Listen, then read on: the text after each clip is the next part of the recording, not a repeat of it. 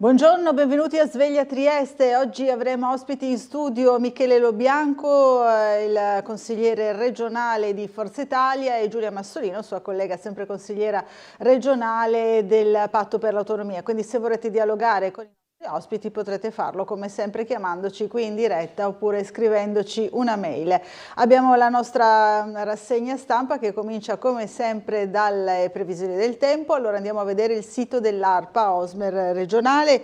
La regione fra lunedì sera e martedì mattina, quindi la notte scorsa, è stata interessata da un debole fronte. In seguito continueranno ad affluire in quota correnti fresche settentrionali a tratti instabili. Quindi vediamo il quadro per i prossimi giorni, a cominciare da questa giornata di martedì 13 maggio. Nella prima parte del mattino probabile cielo nuvoloso, in giornata in prevalenza poco nuvoloso su pianura e costa, variabile sulla zona montana dove sarà possibile qualche rovescio temporalesco o qualche debole pioggia sparsa, più probabili sulle prealpi e sulle zone interne della Carnia. Sulla costa e sulle zone orientali soffierà bora moderata al mattino, in calo nel corso della giornata. Mercoledì 14 maggio, domani, sulla zona montana cielo da poco nuvoloso a variabile con bassa probabilità di rovesci al pomeriggio, su pianura e costa cielo sereno poco nuvoloso, venti a regime di brezza. E poi un nuovo peggioramento invece giovedì, al mattino sereno poco nuvoloso con venti a regime di brezza, dal pomeriggio però aumento della nuvolosità con probabili rovesci e temporali sparsi a partire dalla zona montana in estensione poi alla pianura e in serata anche alla costa in vista poi di venerdì. Allora, queste le previsioni del meteo dell'ARPA regionale, ma andiamo a vedere le prime pagine dei quotidiani che sono in edicola quest'oggi.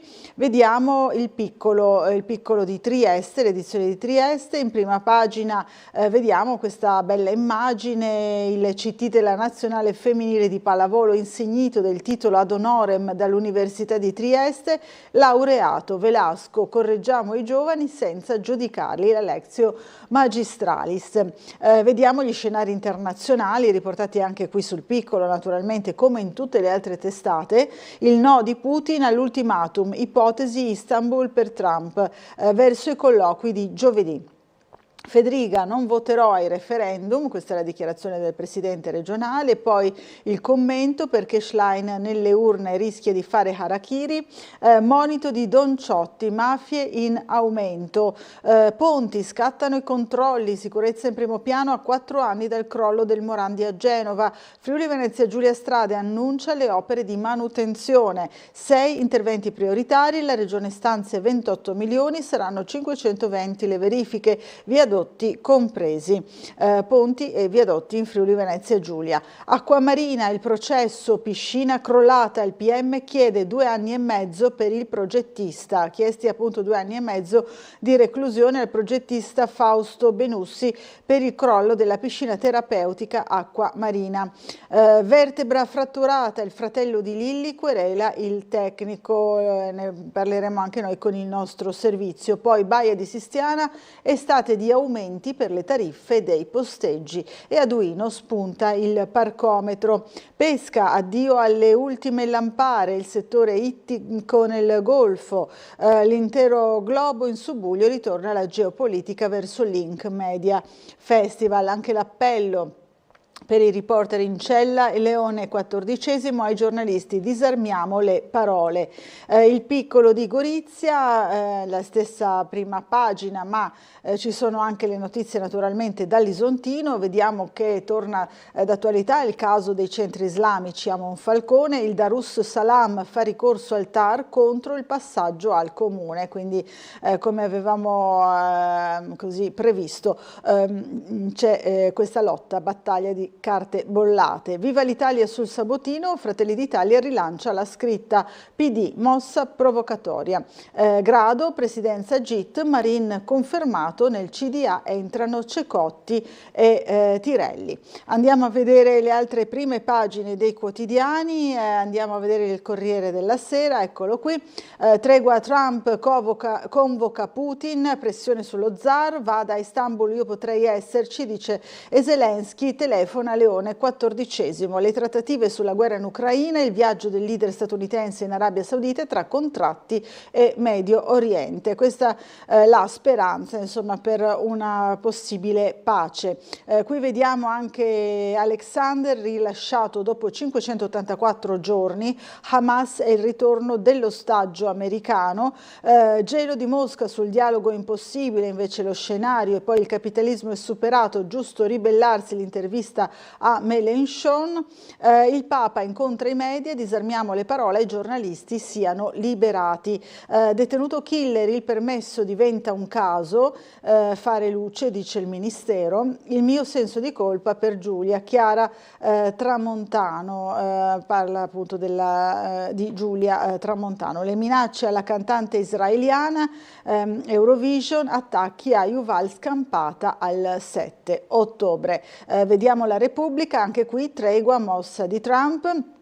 Il presidente: giovedì Putin deve essere al vertice di Istanbul, anch'io valuto di andare. Mosca respinge l'ultimatum, Zelensky: la guerra può finire, e invita Leone XIV a Kiev. Il Papa incontra i giornalisti, disarmiamo le parole.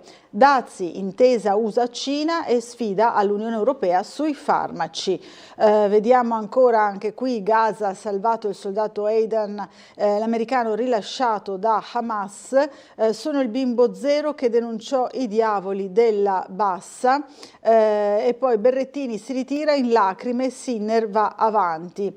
Vediamo ancora La Stampa, Trump convoca Putin e Zelensky, il tycoon: li voglio a Istanbul, il leader di Kiev sente il Papa, lo zar: non mi faccio ricattare dai volonterosi.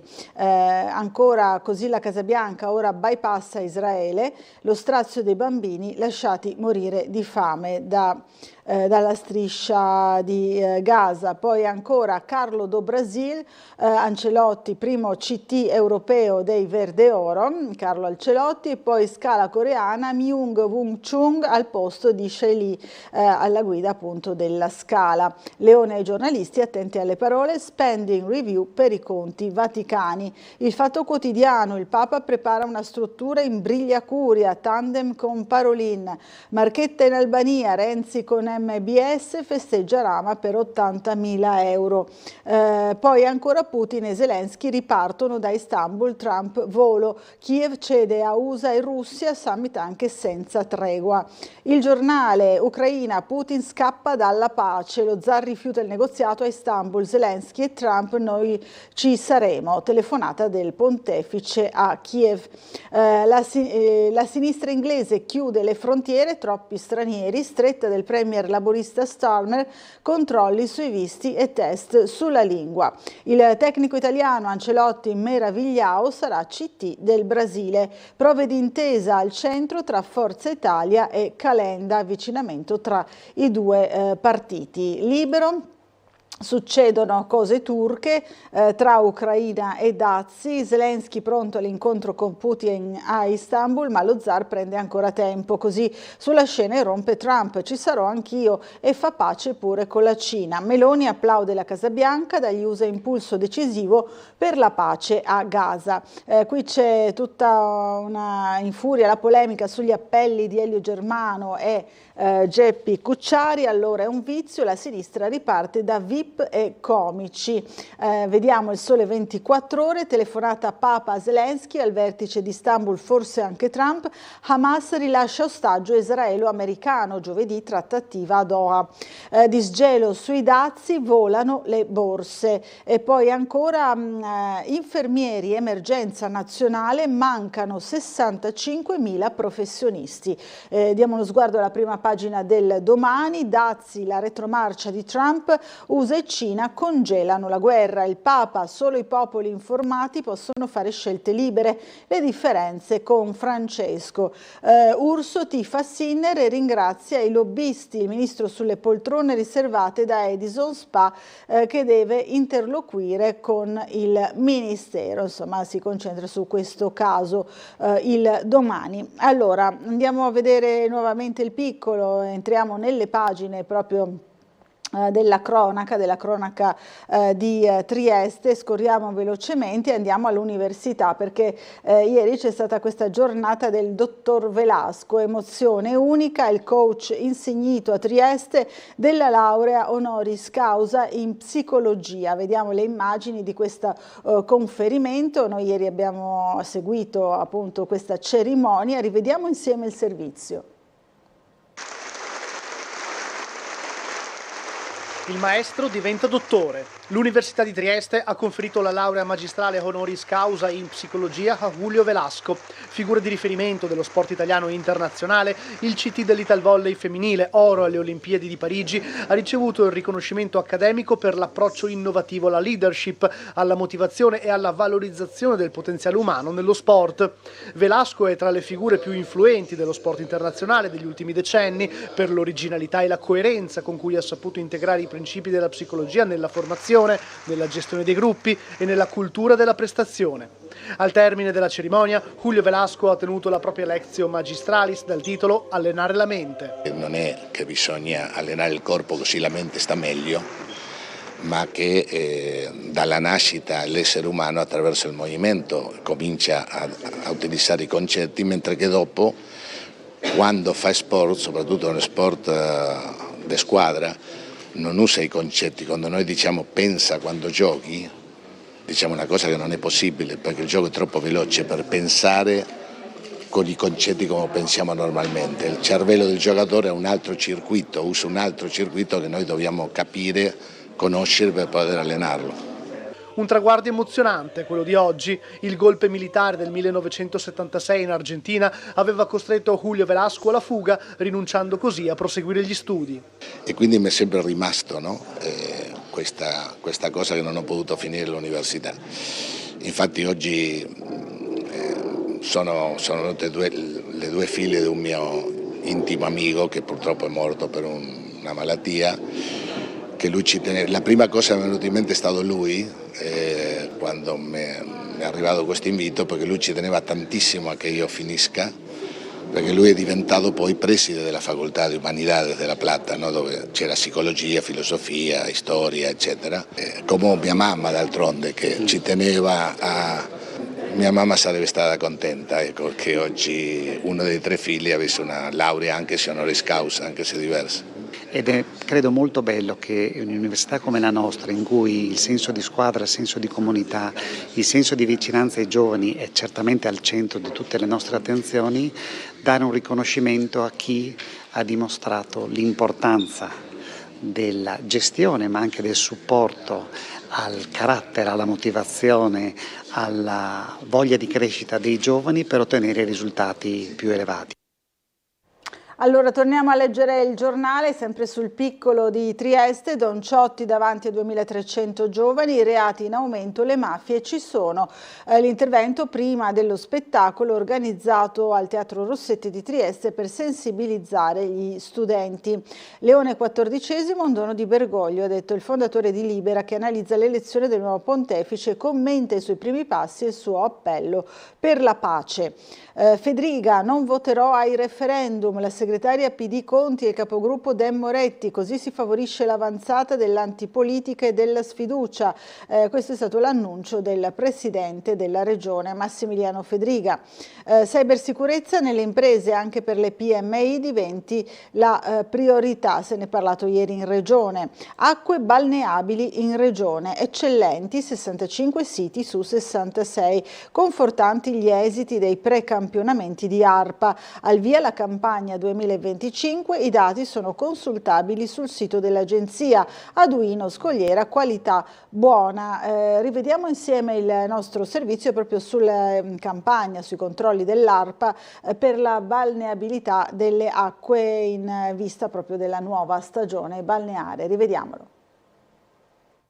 Abbiamo classificato l'anno scorso le acque, siamo migliorati rispetto all'anno precedente, abbiamo tutti i punti eccellenti, ad esclusione di uno che è buono. Acqua di qualità eccellente in 65 punti balneabili del Friuli Venezia Giulia, di livello buono ma migliorato da sufficiente solo a Duino Dama Bianca. Sono i risultati dei primi monitoraggi prestagionali effettuati in aprile dall'ARPA, che oggi ha avviato i campionamenti sulle acque per la stagione balneare in 66 punti tra mare, fiumi e laghi, con lo scopo di proteggere la salute e migliorare la qualità dell'ambiente. Pochi giorni fa il risultato di quello che è l'inquinamento dei raggi ultravioletti, oggi andiamo a verificare quello del mare, che si fa tutto l'anno con strumenti scientifici certificati, con personale altamente qualificato dell'ARPA, quindi posso rassicurare tutti che il nostro golfo è al 100% con della buona oppure ottima acqua per la balneazione, non solo, perché abbiamo anche la pesca, abbiamo anche la pescicoltura, quindi tutte queste attività sono oggi messe nella massima sicurezza. Il calendario è stabilito in anticipo, prevede controlli mensili da oggi con doppio campionamento nel mese di luglio. Oltre alla valutazione dei parametri microbiologici, Escherichia coli e enterococchi, viene svolto un monitoraggio specifico sulle microalghe che potrebbero avere implicazioni igienico-sanitarie.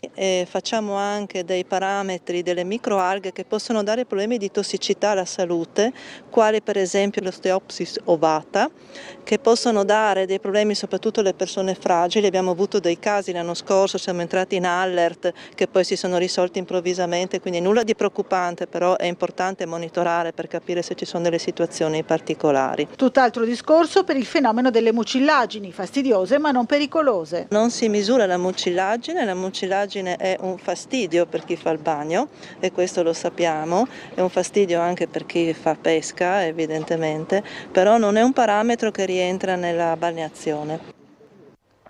Allora, ancora sul giornale, fibromialgia, Open Day in aiuto a pazienti e famiglie nei fine settimana di maggio. Riccardi, la chirurgia oncologica rientra tutta nella sanità pubblica. L'assessore alla salute risponde all'interrogazione del Partito Democratico. Manteniamo tempi e obiettivi del piano. E poi è stato dato il via libera in prima al DDL 47, poi sì a sanzioni più pesanti contro l'abbandono dei cani. Referendum, Schlein rischia la Harakiri, vediamo sempre appunto sul piccolo. Qui c'è l'attualità italiana, riprendono gli sbarchi, arrivati 1000 migranti, nuovo trasferimento in Albania, 43 persone sono state ospitate nel CPR di Giader. Meloni, servono soluzioni innovative. Andiamo alla pagina di Trieste molto rapidamente, saltando appunto tutti i vari inserti, e poi parleremo anche delle iniziative invece per il fine settimana, ma andiamo a vedere Trieste. Eccolo qui, il Museo Morpurgo chiuso da 8 anni, un piano per riaprirlo al pubblico nel palazzo di via Embriani numero 5, 2 livelli irraggiungibili per motivi di sicurezza. Raccontano la storia dell'Ottocento della città, e qui vediamo gli interni del palazzo Morpurgo. A sinistra vediamo dall'alto in basso l'interno d'epoca del civico Museo Morpurgo, il portone d'ingresso e via Embriani 5, i vestiti ospitati al secondo piano, e poi c'è una sala, una delle sale di una realtà che racconta l'Ottocento poco conosciuto della città di Trieste. Federalberghi cambia i vertici, Giudici mette fine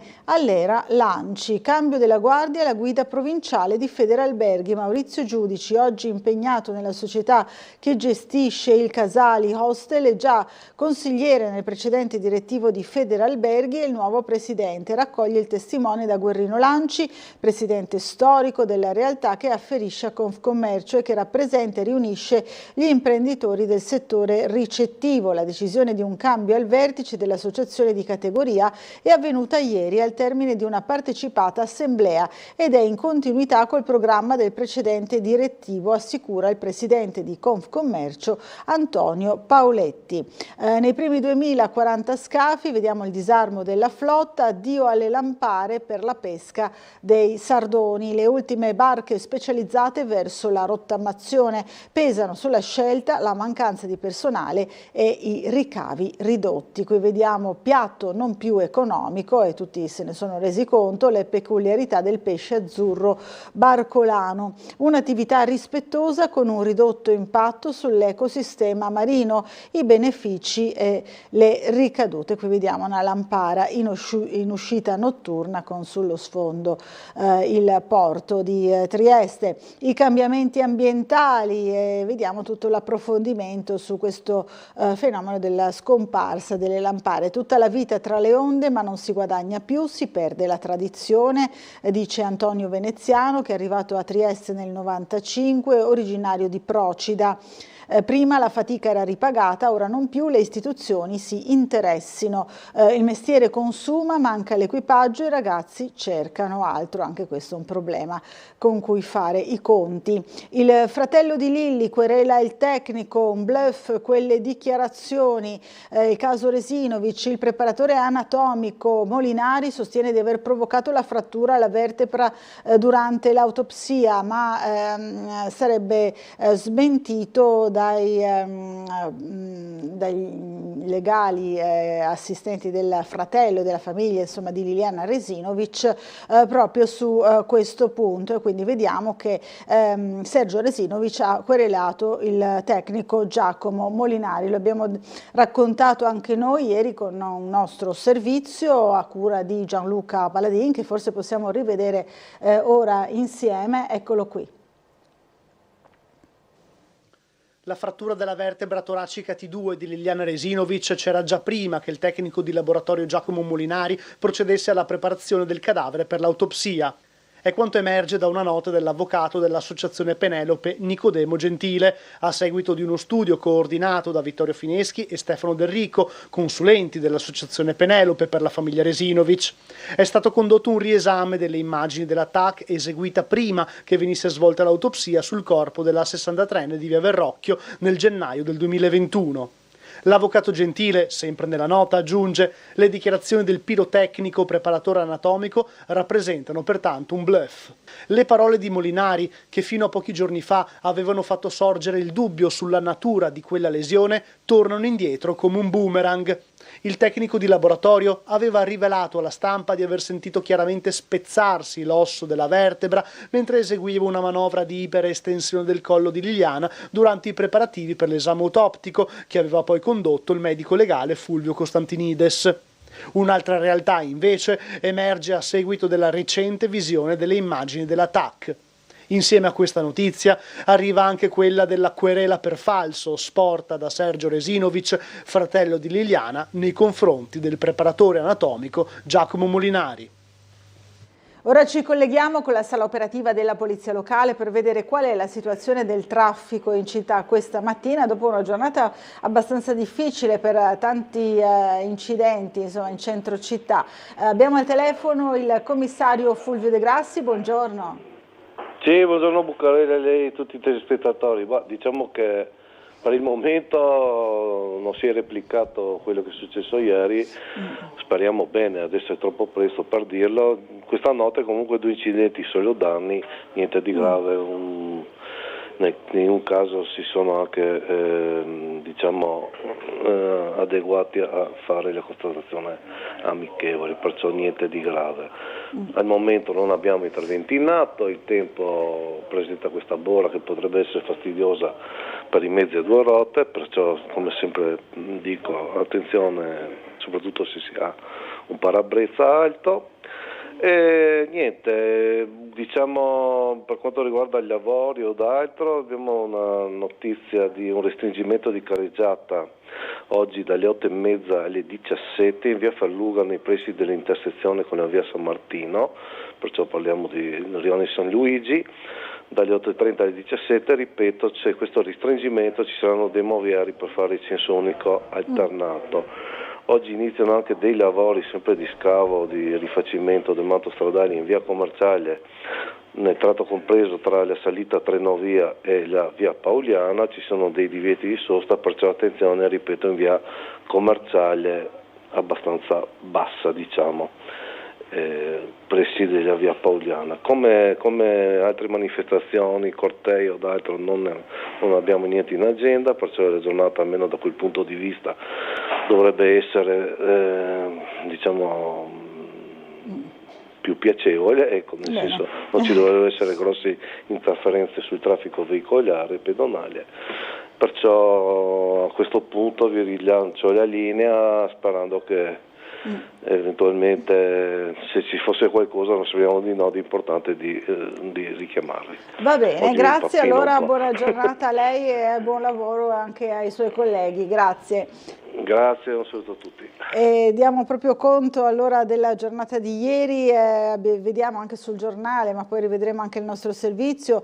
Scooter a San Giacomo travolge un ciclista, ferite e trauma cranico, e poi ci sono stati altri 2 incidenti, uno in via Baiamonti e uno in via Giulia.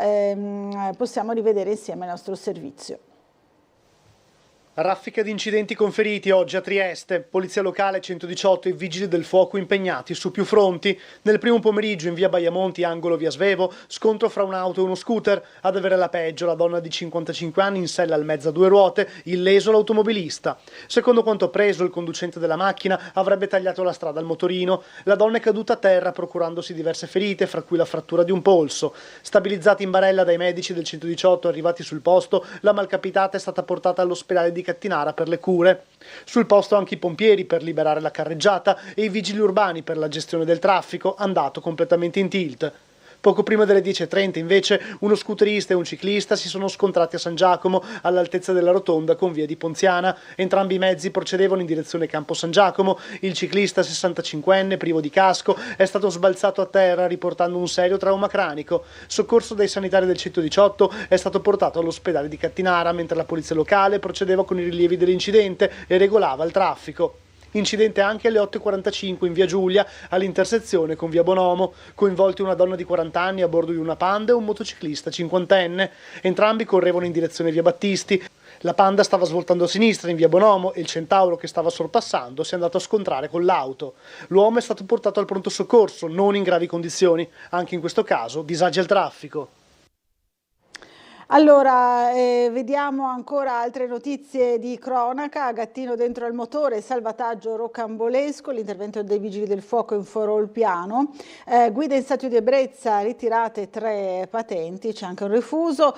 Secondo furto al bar da Fabri, rubati sigarette e fondo cassa. Il colpo in viale 20 settembre, non è la prima volta, ne avevamo parlato anche noi. Il bar da Fabri in viale 20 settembre svaligiato nella notte. Il crollo della piscina acqua marina, chiesta la condanna del progettista. Secondo il PM l'ingegner Benussi è l'unico colpevole, istanza di risarcimento del comune per 11 milioni. Fatti del 29 luglio del 2019, il processo alle battute finali. Assoluzione per i 3 coimputati, il titolare della Zara Meccanica assieme ai 2 operai che appunto stavano facendo la manutenzione. 2 anni e mezzo quindi di reclusione al progettista Fausto Benussi per il crollo della piscina terapeutica acqua marina avvenuto il 29 luglio 2019, la richiesta di condanna formulata ieri dal pubblico ministero Ilaria Iozzi al termine della sua requisitoria.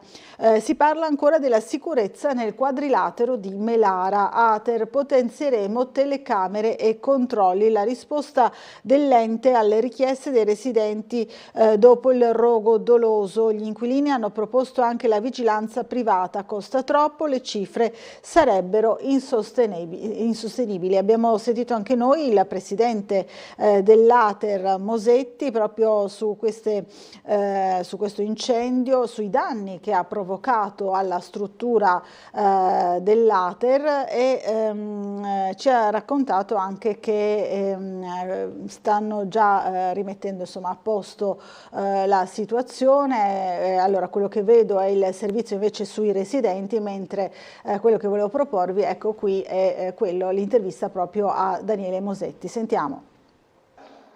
15-20 mila euro di danni, telecamere già al vaglio degli investigatori e squadre tecniche in azione da ieri mattina. È la risposta dell'Ater all'incendio scoppiato nella notte tra sabato e domenica nei civici 33 e 35 di Melara. A fare il punto è il presidente dell'Ater Daniele Mosetti, che questa mattina ha chiarito l'entità dell'intervento in corso e le misure già avviate per ripristinare sicurezza e decoro. Il danno si attesta su qualche decina di migliaia di euro, siamo attorno ai 20 mila euro di danno. I tecnici prontamente sono intervenuti già ieri, sono intervenuti chiaramente nuovamente anche oggi. A poche ore dal rogo l'ente ha già inviato una ditta specializzata per le pulizie straordinarie, ma non solo, sono in programma interventi di restauro e ripristino delle parti danneggiate. Verrà inviata tra l'altro questa mattina una ditta incaricata per svolgere attività ovviamente di pulizie e poi seguiranno chiaramente delle importanti attività anche di ripristino, di restauro e ovviamente anche di ripiturazione. Riguardo alla questione di sicurezza, Mosetti conferma che l'Ater è costantemente coinvolta in un monitoraggio di implementazione di soluzioni allo scopo di mitigare questo tipo di fenomeni. Le telecamere sono presenti e tra l'altro sono anche visibili. Quindi quello che viene fatto adesso è un'attività appunto di sbobinaggio, quindi l'Ater scarica le immagini che comunque saranno messe a disposizione su richiesta dell'autorità competente. Dopo le denunce dei residenti sul degrado e l'abbandono di rifiuti negli spazi comuni, il presidente Mosetti ricorda che Ater interviene regolarmente dove necessario. In tutto il patrimonio Ater accade una discreta fenomenologia che è quello appunto dell'abbandono dei rifiuti. L'azienda qualora lo ritenga e spesso lo ritiene, va a intervenire appunto con la rimozione del materiale abbandonato. L'episodio ha riacceso il tema della sicurezza percepita. Mosetti rassicura che si lavora in sinergia con le forze dell'ordine per tutelare gli inquilini. La sicurezza percepita è un tema molto caro all'azienda e costantemente con l'autorità competente si cerca di intervenire prontamente. Allora, ci fermiamo per una piccola pausa pubblicitaria, ci rivediamo subito dopo, a fra poco.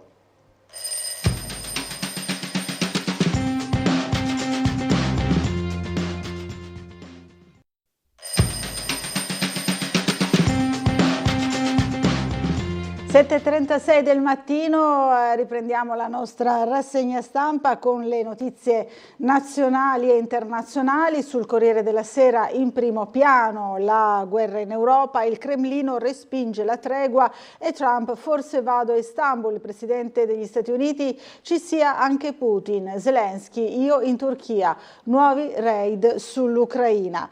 Poi ancora quel gelo da Mosca sui negoziati, chi perde non può dettare le condizioni, la linea dello zar misteriosa anche coi fedeli. Kiev il nuovo corso con il Vaticano, Zelensky invita Leone in Ucraina.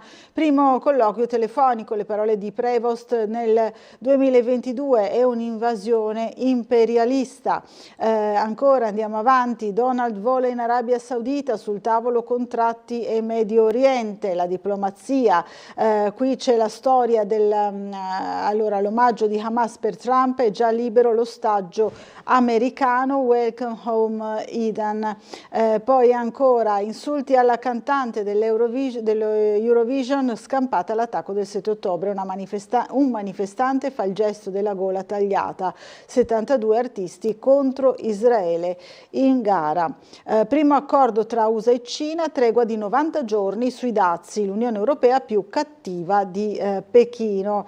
Ancora sempre sull'economia, dagli iPhone alle auto, cosa succederà ai prezzi, la ripartenza delle navi verso i porti USA, l'impatto alle dogane, le varie domande e risposte. Leone ai media, disarmare le parole, poi autografi e la battuta sul tennis, l'incontro in Vaticano, giocare non con Sinner, il campione bello che ami questo sport. C'è stato anche questa sorta di siparietto del Papa, mi ha molto colpito, lui sa decidere, lo farà con gli altri. Il cardinale Reina, equilibrio e capacità di ascolto, ha detto del Papa, del nuovo Papa Leone XIV. Torniamo sul piccolo, il piccolo di Trieste. Vediamo che ieri c'è stato il convegno degli specialisti al Savoia Excelsior, l'analisi dei 600 pneumologi, polmoniti virali, l'emergenza. Nel 2024 la struttura complessa di Asugi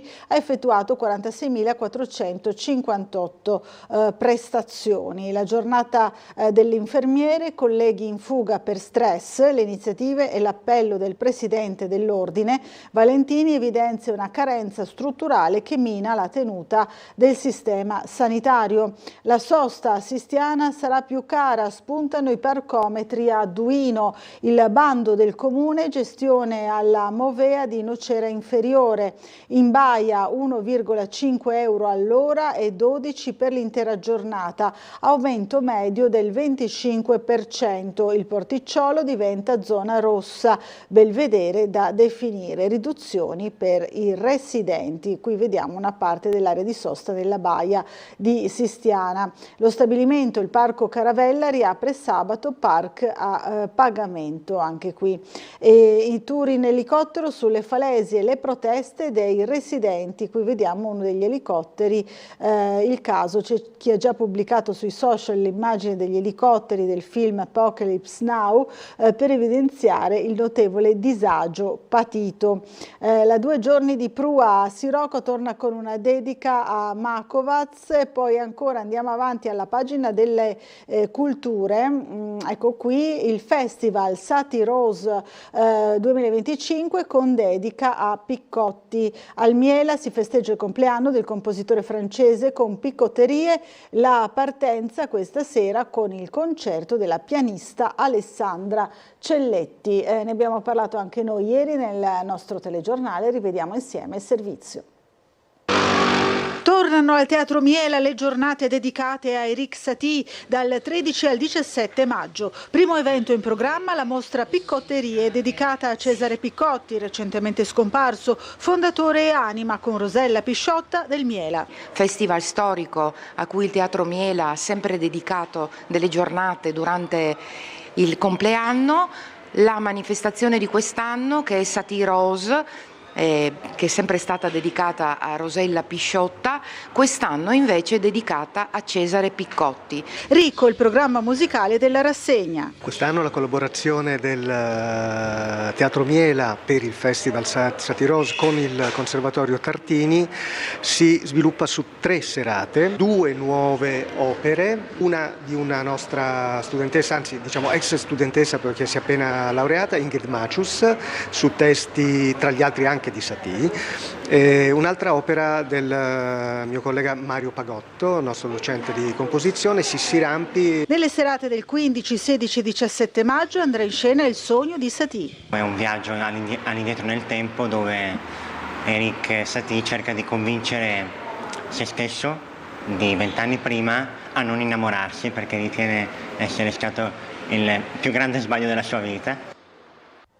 Ancora sul giornale, ancora sul piccolo di Trieste, vediamo che c'è l'attualità regionale, Sapori Pro Loco, specialità regionali a Villa Manin per 2 weekend, a Passariano questo fine settimana e poi anche dal 23 al 25 maggio, il vicepresidente Bordin, un compendio di quanto c'è di buono in regione. Saranno all'opera 24 gruppi con 60 specialità tipiche insieme a vini, birre artigianali del territorio. Eccellenze friulane a gusti di casa nostra, fresche e tracciabili a chilometri zero. Torna a partire da giovedì l'appuntamento settimanale al Parco Hemingway di Lignano. Questa è la manifestazione anche per appunto il fine settimana. Restiamo a Gorizia, andiamo a vedere appunto la città di Gorizia, un'arena sportiva nell'area ex Pacassi, via libera al progetto, l'assessore Daidone, piste per l'atletica e campi da calcio, basket e baseball. Prevista una spesa di 700.000 euro, il terreno misura 19.210 metri quadri, uno spazio in disuso bisognoso di rilancio.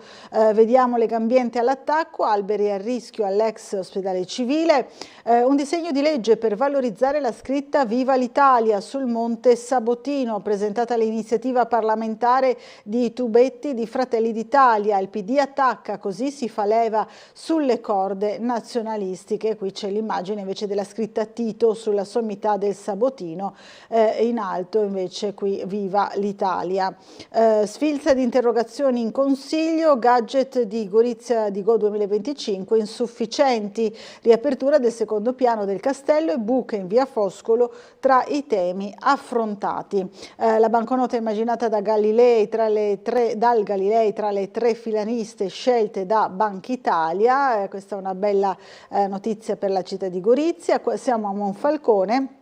Il Darussalam, centro islamico, presenta ricorso al TAR contro il passaggio al comune. Contestata l'acquisizione del centro avviata dalla Giunta, attesa per la sentenza sul caso dopo scuola. Tutto era nato da un documento di accertamento di inottemperanza sulla base di 15 verbali della polizia locale. Questa è la nuova mossa del centro. Forza Italia riapre il tesseramento e avvisa gli alleati: siamo autonomi. Il nuovo coordinamento cittadino torna ad attaccare il centrodestra in difesa di Volante. Ipotesi congresso all'orizzonte. Assistenza domiciliare, l'allarme di Moretti, tanti segnali critici, e poi si attivi a Monfalcone un tavolo sui migranti come quello di Gorizia alla proposta della lista Insieme. Ancora il piccolo coro cittadino sul palco dell'Arena di Verona, i giovanissimi cantori appunto del piccolo coro di Monfalcone. La torre non segna l'ora giusta, il comune chiama gli esperti, il guasto individuato da ufficio tecnico e CED non è di facile soluzione, quindi l'orologio del municipio di Monfalcone. Restiamo in zona Isontino, ci sono stati diversi furti in 2 abitazioni, rubati gioielli e contanti, colpi avvenuti domenica sera in via Zucchelli e via Molamatta a Gradisca, i blitz messi a segno dopo aver forzato i serramenti, quindi anche qui nell'Isontino vari episodi di furti. Ne abbiamo parlato anche noi ieri, GIT Marin confermato, con lui nel CDA Cotti e la sorpresa Tirelli, l'imprenditore ex leghista indicato dal sindaco Corbatto, mentre la regione punta sull'amministratrice della Sultan. Qui vediamo appunto la vicenda della presidenza della GIT di Grado, per la quale c'era stata anche una raccolta di firme per confermare proprio Roberto Marin. Oggi a Roma il verdetto sulle bandiere blu 2025, l'assessore Toso nella capitale.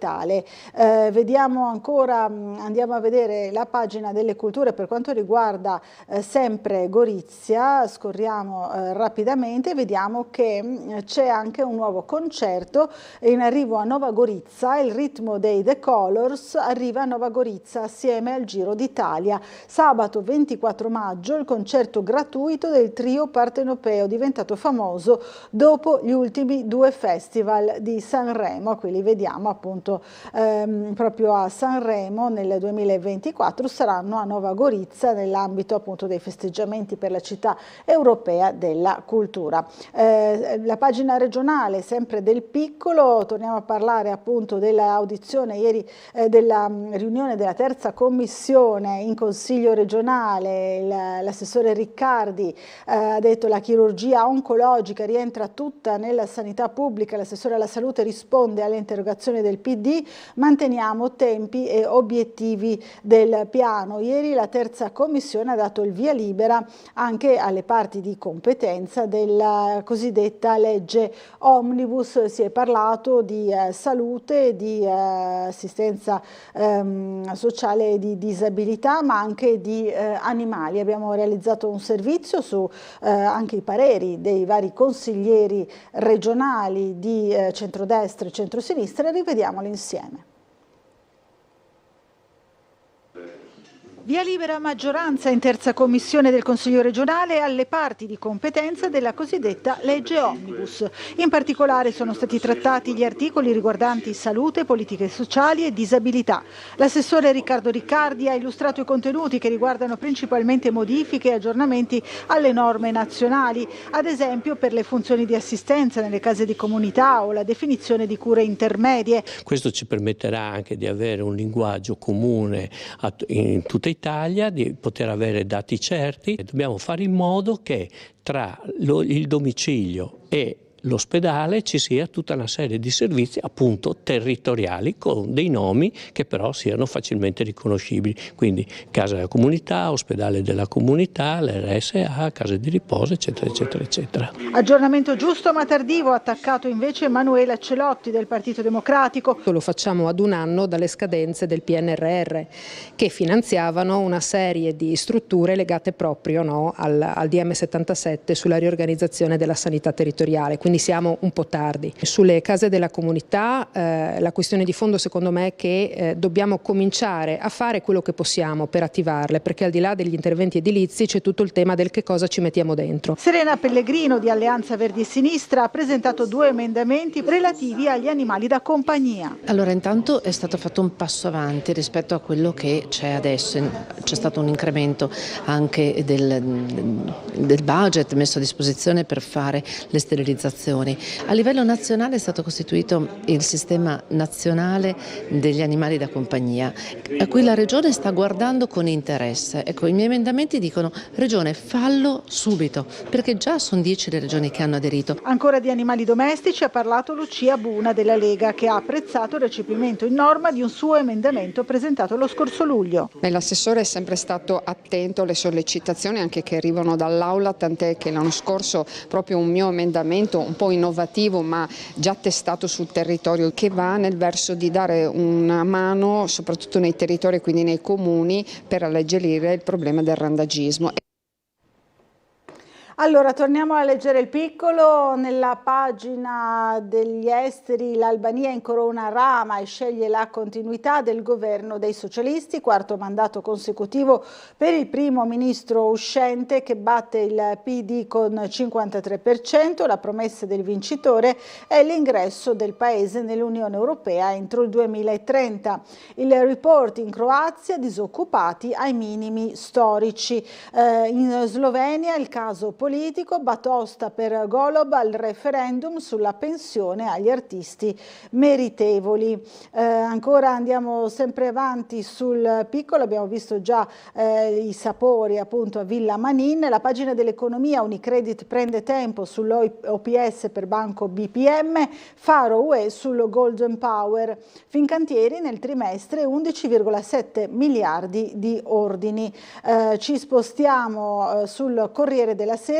Il capitalismo è superato, la socialdemocrazia non funziona, ora serve una ribellione, dice il leader della sinistra francese Mélenchon. Io antisemita, accuse dei razzisti al contrario. Ancora sempre sul Corriere della Sera: killer impermesso, indaga il Ministero. Milano, Sala, difficile spiegarlo alla gente. De Maria era andato in Duomo a comprare il biglietto 24 ore prima di salire e suicidarsi.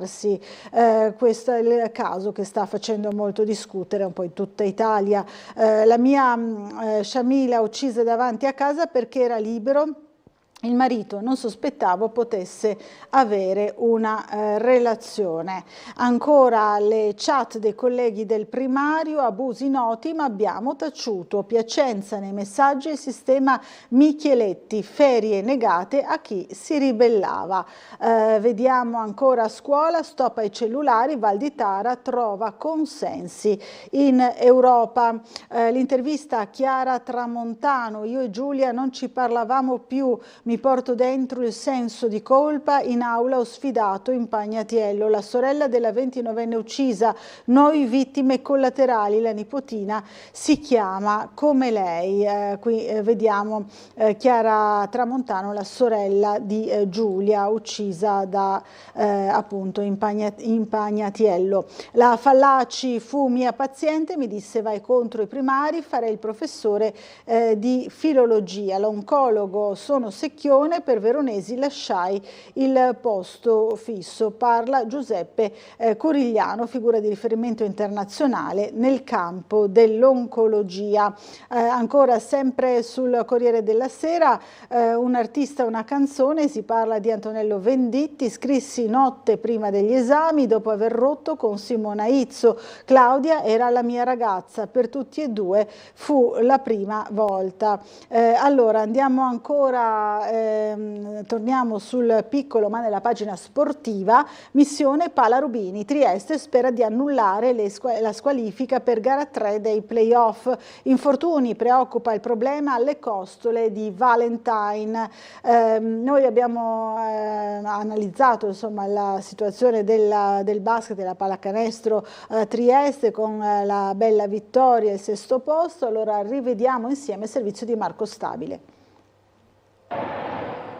Solo la Stefanel, nelle storiche 2 stagioni di vertice dei primi anni 90, terza nel 93 e quarta nel 94, ha fatto meglio della versione americana della Pallacanestro Trieste, che chiude il campionato al 6° posto con 36 punti conquistati. I giocatori biancorossi svettano anche individualmente in varie classifiche specialistiche. Rouzier, 3° posto per percentuale del tiro da 3 punti col 45,7%. Brown, 4° per valutazione con 18,7 a partita. Uthoff, 5° sia per rimbalzi difensivi, 5 a gara, che per stoppate 1,2. Johnson 4° per carambole offensive 3,2 e poi Valentine, croce delizia come di consueto, al vertice sia per palle recuperate che per palle perse. Quanto ai playoff, Trieste, che ha preso la parte di tabellone di Trapani mentre Milano e Bologna sono da quella opposta, se la vedrà con Brescia sabato 17 maggio gara 1 e lunedì 19 maggio gara 2 a Brescia, giovedì 22 la gara 3 in campo neutro, eventuale gara 4 sabato 24 maggio a Trieste, eventuale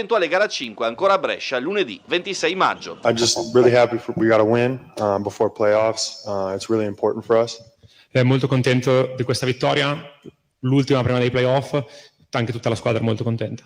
Really gets our energy going before playoffs. It's really important for us to have our energy and have our positivity at the highest level going into playoffs so that we all play at our best. Ci aiuta veramente ad avere energia e positività entrando nei playoff, tutta la squadra sente questo ed è ottimo entrare ai playoff sempre con la carica di una vittoria. Ma le cose che lui fa, che non ogni tanto arrivano qui nel box score, è fondamentale per la squadra. E il suo aggressività, energia, è un po' il sangue di questa squadra. Quanto all'accoppiamento con Brescia, squadra che ha nel totem Miro Bilan il proprio maggiore pericolo, sarà interessante capire se l'aggiustamento fatto dal GM Arcieri con l'acquisto di Kelly e la possibilità di schierare il quintetto più lungo, come già provato con Sassari, e un'eventuale staffetta difensiva sul pivot croato possa pagare dividendi. Having a bigger lineup in can really throw teams off, especially when throughout the season we've gone small in certain situations. So I think that would throw a lot of teams off, seeing Trieste going big at moments. Penso davvero che avere questa possibilità di avere un quintetto molto grande in campo come oggi possa essere una carta da giocare che possa spaesare per un momento l'avversario, perché siamo una squadra che durante la stagione in tanti momenti è andata piccola, quindi la possibilità invece di andare molto grandi come abbiamo fatto oggi a tratti possa essere un'arma in più nei playoff. Allora, torniamo ancora allo sport, la pagina del calcio, Serie C, un pari prezioso con il risultato di Caldiero, l'Unione conserva il vantaggio, negli altri play-out le favorite KO e costrette a remontare. Rivediamo insieme il nostro servizio. La Triestina ancora una volta costretta a giocarsi il tutto per tutto in 90 minuti. Lo 0-0 a Caldiero, al netto di una gara in cui all'Unione è mancato solo il gol, costringe i ragazzi di Tessera a conquistare la salvezza, l'ultima possibilità utile, davanti al pubblico di casa. Inutile ragionare troppo sul doppio risultato, perché proprio rischiare di portare un match sporco avanti nel corso della gara con una situazione di parità potrebbe mettere i rosso-labardati a rischio, magari addirittura nei minuti finali. La priorità dunque è segnare il prima possibile, archiviando quanto non funzionato in trasferta, come sostiene anche Capitan Omar Correia. Era difficile oggi perché loro sono stati basso, allora era difficile di trovare il spazio per essere più pericolosi, ma non lo so, vediamo domani in video, poi allenamento e dare tutto la prossima partita. Ovviamente ancora una volta potrebbe essere proprio il pubblico triestino a spingere la squadra alla terra promessa contro una formazione che, e questo è il rovescio positivo della medaglia del match d'andata, non è riuscita ad approfittare dell'espulsione di Silvestri. La Triestina peraltro recupererà Vertainen, potendo mettere in campo magari nel secondo tempo un'ulteriore arma offensiva in più.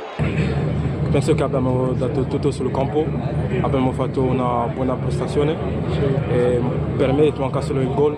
Loro hanno fatto penso 2-3 tiri in porta, allora dobbiamo continuare così e stare uniti e vincere.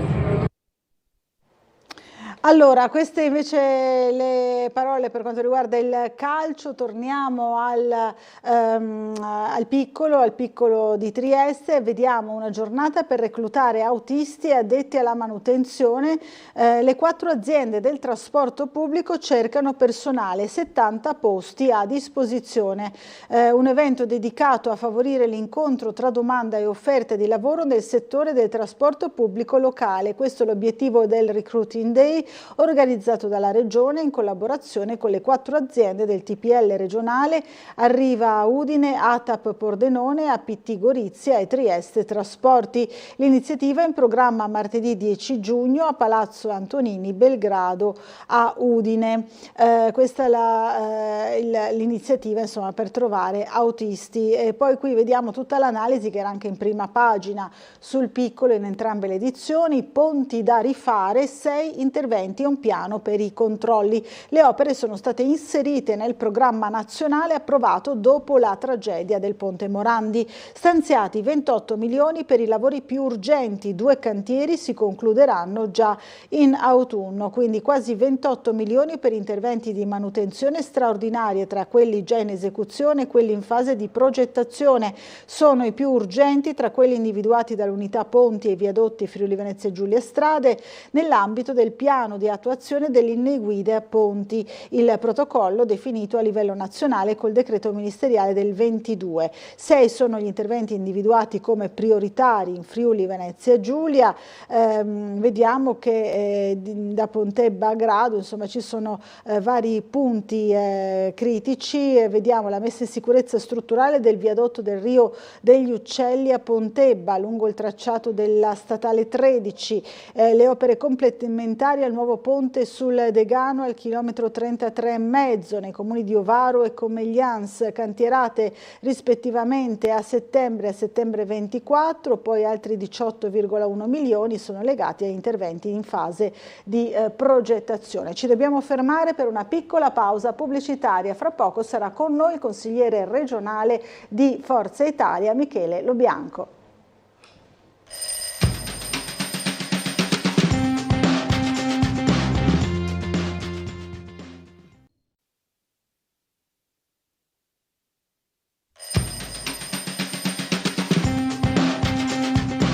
Bentornati in diretta, 8.06 del mattino, diamo subito il buongiorno al consigliere regionale di Forza Italia Michele Lobianco. Buongiorno. Buongiorno a tutti i telespettatori. Bentornato al nostro gradito ospite quest'oggi. Allora, ieri avete lavorato in commissione al Consiglio regionale, avete parlato di tanti temi, si è parlato, lo dicevamo prima nel servizio, di sanità, di disabilità, insomma di cure e anche di animali, che è un tema che sta parecchio a cuore, no? All'ex assessore al benessere animale, dico bene? Certo, no. Ecco. Ho vestito per 10 anni la giacca di assessore agli affari ed educazione zoofila, quindi insomma io vengo riconosciuto come persona molto sensibile, vicino agli animali, tutti tranne la zanzara, quella che mi morde ovviamente. Sì, quella non piace a nessuno. Battuta a parte, sì, ieri ovviamente noi stiamo affrontando in Consiglio regionale una legge multisettoriale, quindi che si occupa di tanti settori,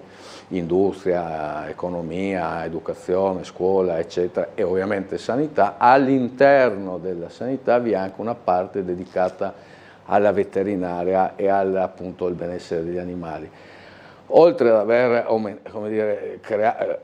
aumentato la sanzione per chi abbandona un cane, ecco, che non è tipico della nostra città, noi abbiamo un altro tipo di, diciamo, che non è l'abbandono e la rinuncia, ma insomma abbiamo aumentato la sanzione per chi appunto abbandona un cane, abbiamo anche finalmente abolito la catena. Voi sapete, non è anche questa una cosa molto triestina, è più del resto di Friuli Venezia Giulia, che ogni tanto andando, non so, si vedevano dei cani legati alla catena scorsoia, che ecco, quella cosa lì finalmente non si può più fare. È abolita, ovviamente la legge entrerà in vigore, prima bisogna approvarla e andrà la prossima settimana, e quindi una volta passata la legge, fatto il decreto, insomma, finalmente quel sistema che teneva i cani legati ad una catena che poteva certamente scorrere poi su un'altra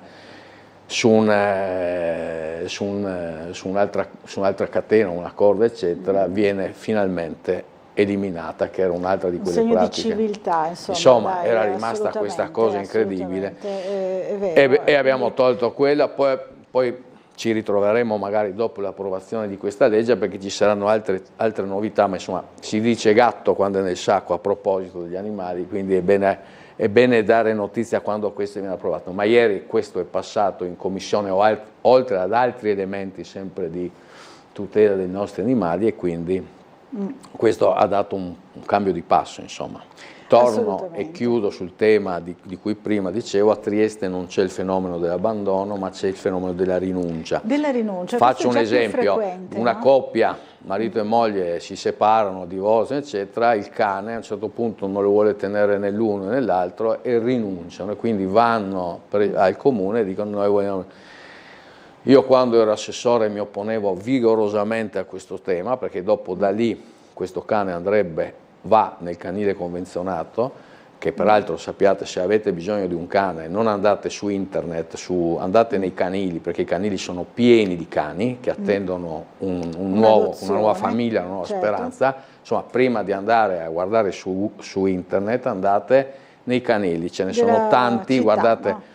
Quanti se ne vogliono? Ecco, adesso io non ricordo più, insomma adesso non sono aggiornatissimo, ma almeno fino a qualche tempo fa c'erano oltre 500 cani nei canili del Friuli Venezia Giulia, quindi ci sarà un cane che vi piacerà, no? su 500, e quindi c'è questo fenomeno della rinuncia. Quando ero assessore in Comune a Trieste e avevo questa delega, io mi opponevo. Purtroppo quando non c'era verso di convincere chi voleva rinunciare, a quel punto io mettevo in moto tutto un meccanismo, e qua io ringrazio sempre, io non so se sono all'ascolto, tutte le realtà, le associazioni, i volontari che a Trieste e non solo sono organizzati poi per risistemare, rialloggiare, diciamo, questi casi, e devo assolutamente in primis l'Astad di Opicina, benemerita realtà associativa, lo dico benemerita perché aiuta notevolmente sia il Comune di Trieste ma tutto il mondo, diciamo, zoofilo, per ciò che riguarda ovviamente i cani e anche i gatti, perché hanno anche loro un bel come dire, gattile all'interno dell'Astad, ma se non vi fosse l'Astad devo dire che a Trieste avremo dei problemi, perché ricordo che a Trieste non abbiamo un canile comunale per tutta una serie di motivi che evito, ma abbiamo quello sanitario di Via Orsera e questo privato. Ecco.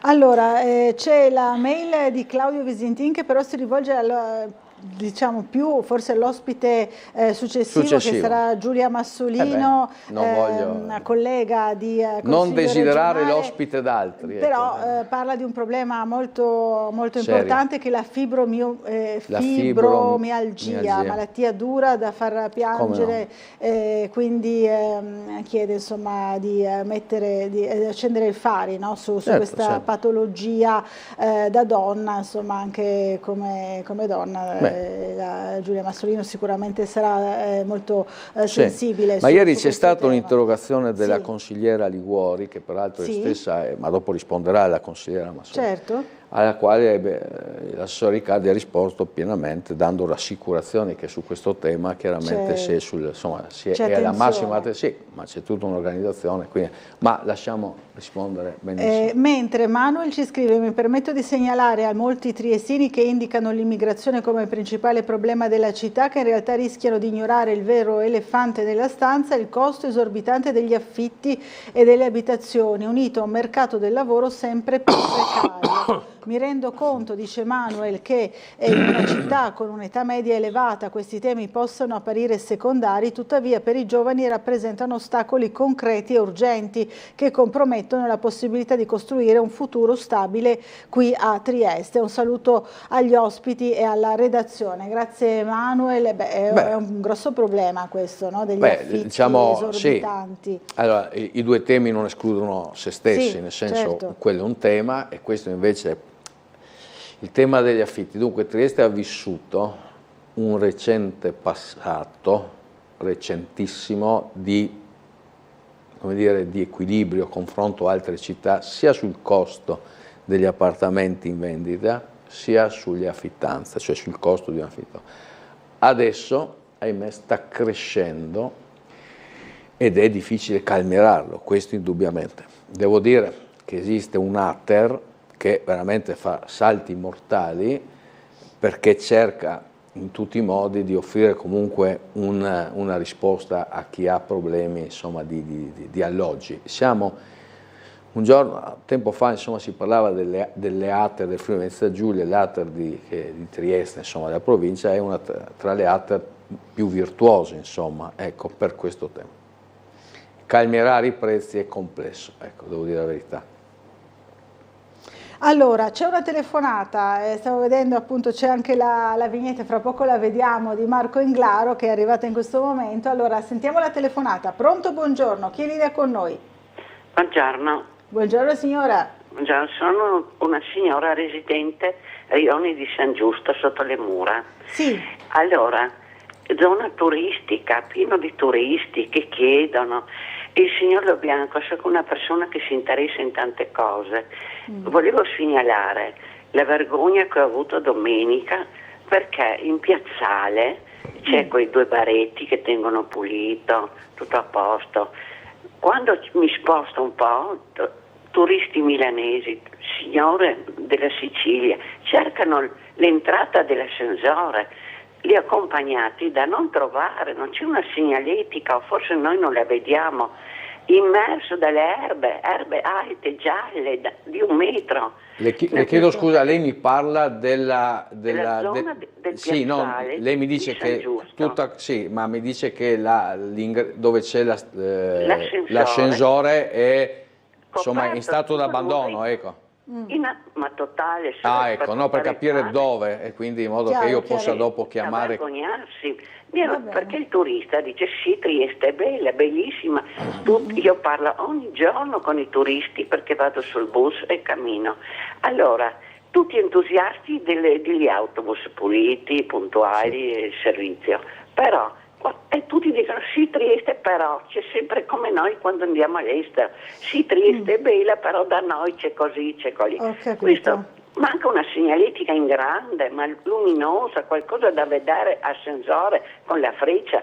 E queste erbe, io capisco, pioggia, sole, crescono. Altra cosa, sono rimasta malissimo, perché il piazzale è curato.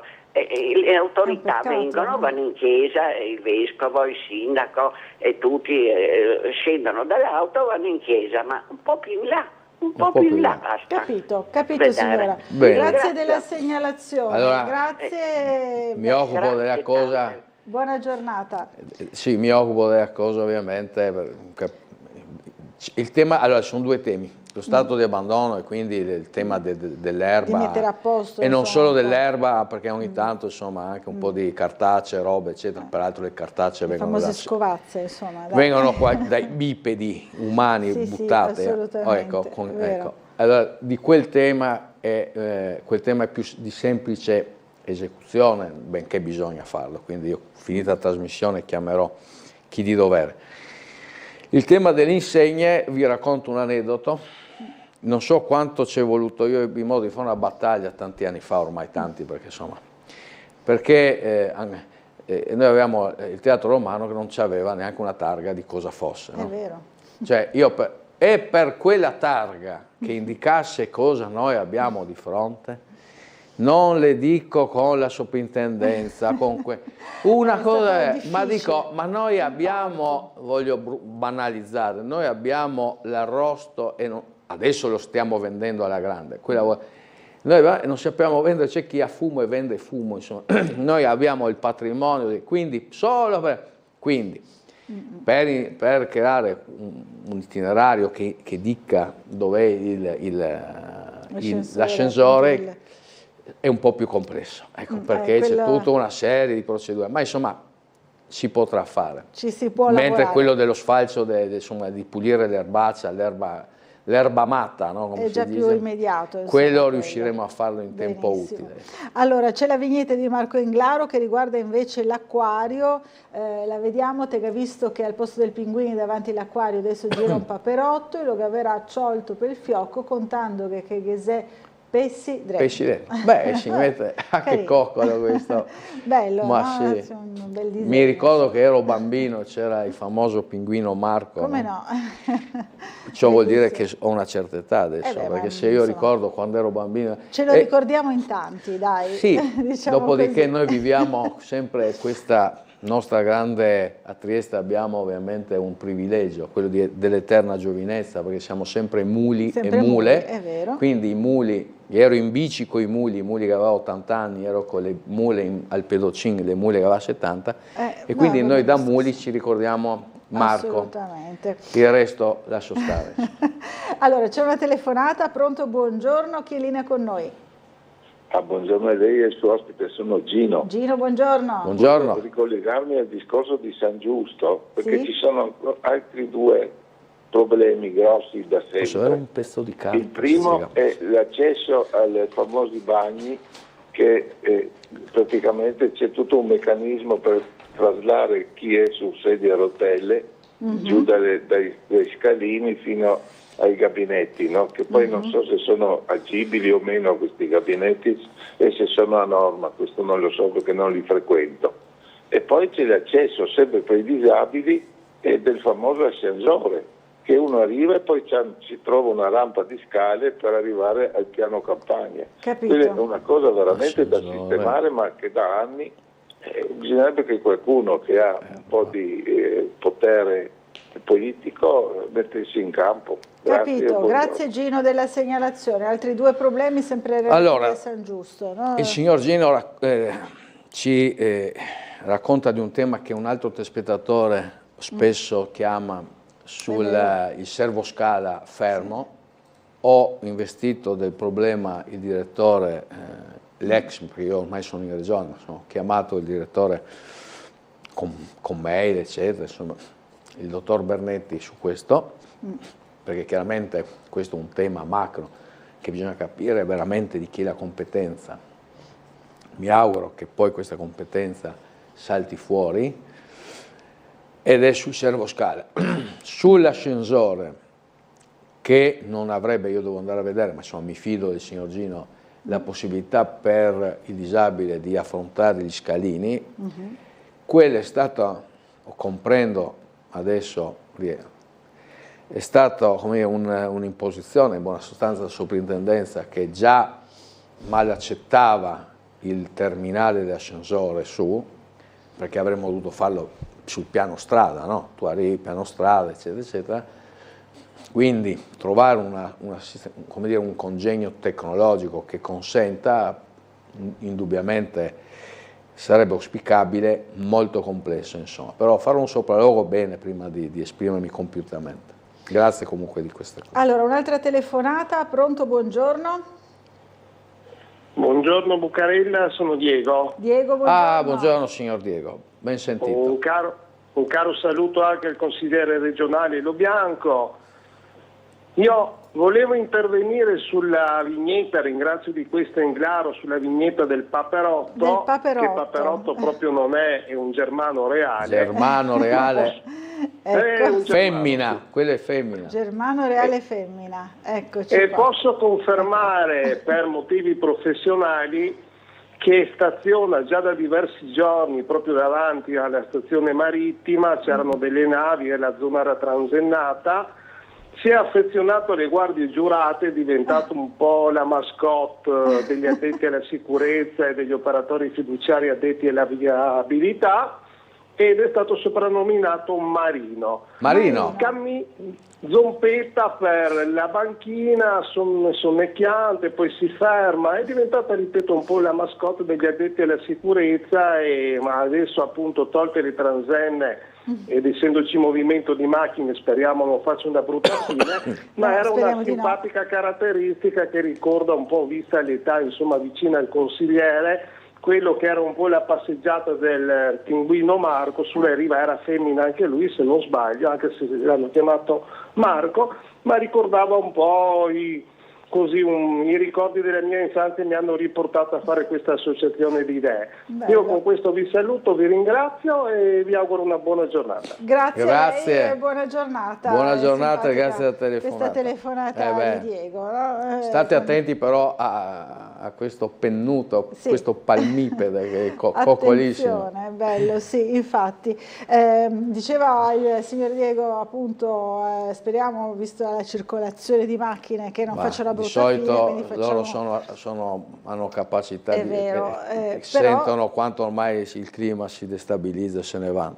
Questo è vero, sono attrezzati. Anche se io dei bipedi invece non pennuti ma umani non mi fido, quindi infatti, sulla perché loro spietatezza. ci sono sempre più incidenti in città. Ieri per esempio abbiamo visto una raffica proprio di incidenti che hanno coinvolto scooter, biciclette, insomma auto un po', fortunatamente insomma nulla di molto grave per la salute, però insomma sono davvero in aumento, ne abbiamo diversi al giorno proprio. Devo dire che io sono fortemente preoccupato e lo dico non perché voglio un po' impaurire, eccetera, ma sono fortemente preoccupato perché è sotto gli occhi di tutti questa escalation, questa crescita costante e che non si ferma perché non c'è giorno, no? Succede una volta ogni tanto, ma Tele4 e gli altri mezzi di informazione registrano ciò che appare a livello anche giornalistico, poi sa quanti altri incidenti ci sono. E quindi questa crescita sensibile di numero di incidenti è una fonte di preoccupazione. Uno degli elementi che io noto, io non uso mai la macchina, adesso svelo una delle mie, io ho la patente guido, ma la macchina, l'automobile la uso raramente. Guardi, ho neanche 4.000 e passa chilometri l'anno in macchina, insomma. La uso solo per spostamenti, uso lo scooter o vado a piedi. E devo dire, vedo che c'è un termine, si chiama velocità di manovra. Ecco, le velocità di manovra, cioè il modo che tu hai di uscire da un parcheggio, approcciarti in un incrocio, affrontare la famosa, una volta si chiamava coppa giratoria, affrontare le rotonde, eccetera, eccetera, una velocità altissima.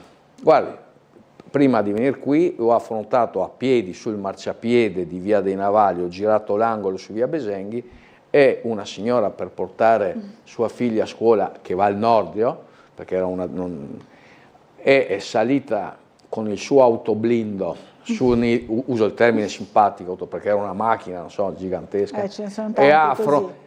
È salita sul marciapiede, già non si deve salire sul marciapiede, no? Non si deve. Infatti no.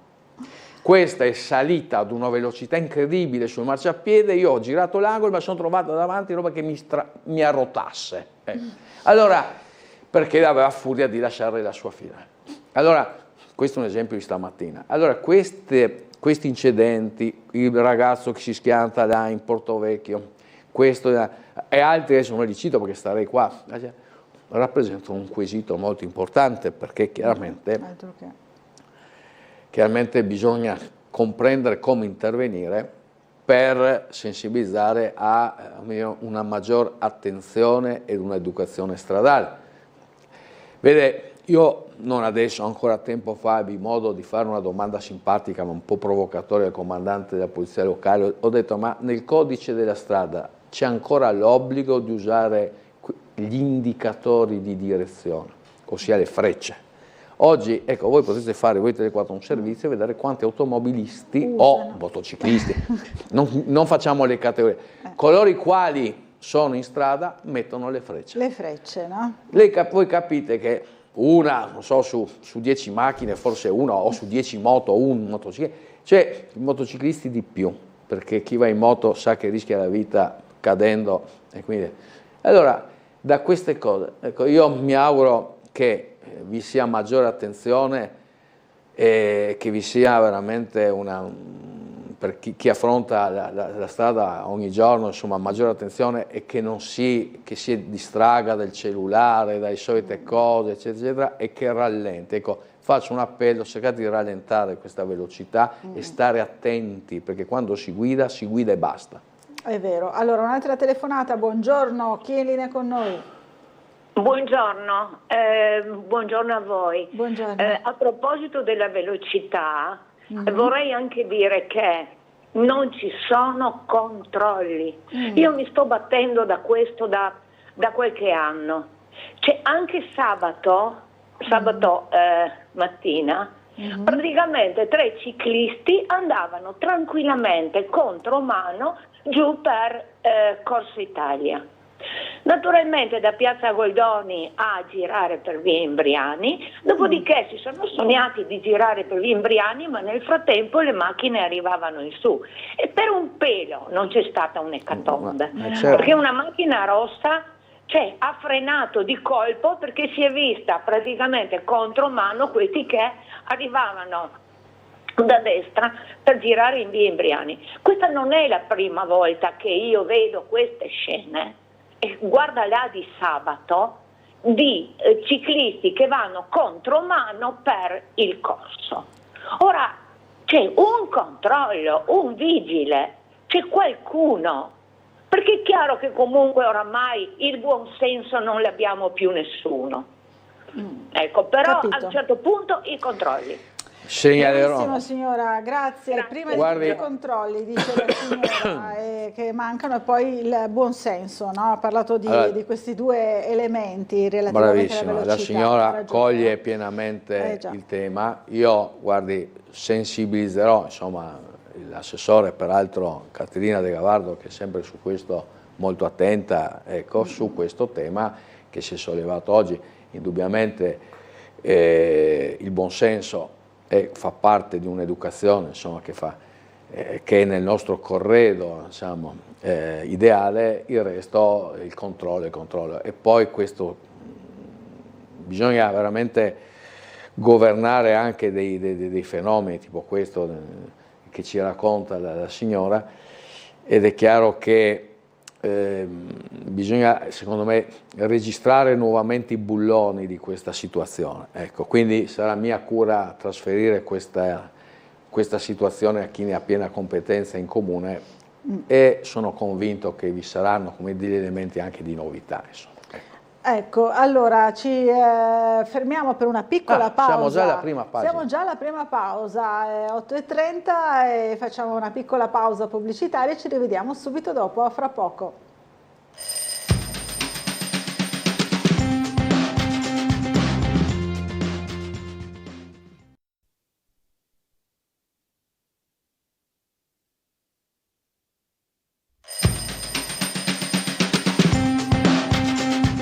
Eccoci in diretta in compagnia sempre del consigliere regionale di Forza Italia Michele Lobianco. Abbiamo subito una telefonata, consigliere, in arrivo, la sentiamo insieme. Sì. Pronto, buongiorno, chi è in linea con noi?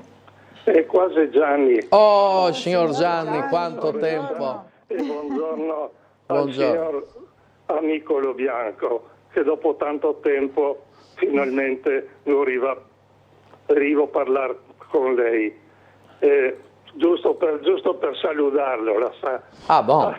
Allora sono felice. Se parlava dei vigili, 10 giorni fa o 15, che ho dovuto andare in città con tanta paura perché devo ciappare la 33, sulla via San Mattio, che è quella che entra nella strada di Fiume, c'era 2 vigili, una vigilessa e un vigile. Che dago la mia parola d'onore, perché mi do la parola d'onore su questo ancora la Valle, non la mettiamo in dubbio, che tutti si fermava ancora prima delle righe, certo, ma ancora prima delle righe. Era una vigile e un vigile. Gli aveva lasciato però la macchina in via Zammatio e loro si avevano messo sul canton. Gli davo la parola d'onore che tutti si comportava bene. Quando del vigile... Voglio dire che purtroppo c'è la gente che c'è la gente il vigile ogni canton. La interrompo un attimo per dirgli questo, due cose, una che ne riporta quando erimo muletti. Quando mia mamma voleva farmi un poco no? Mi diceva, Ara, se non te sta buon, siamo i vigili. E quindi noi erimo, per l'amor di Dio.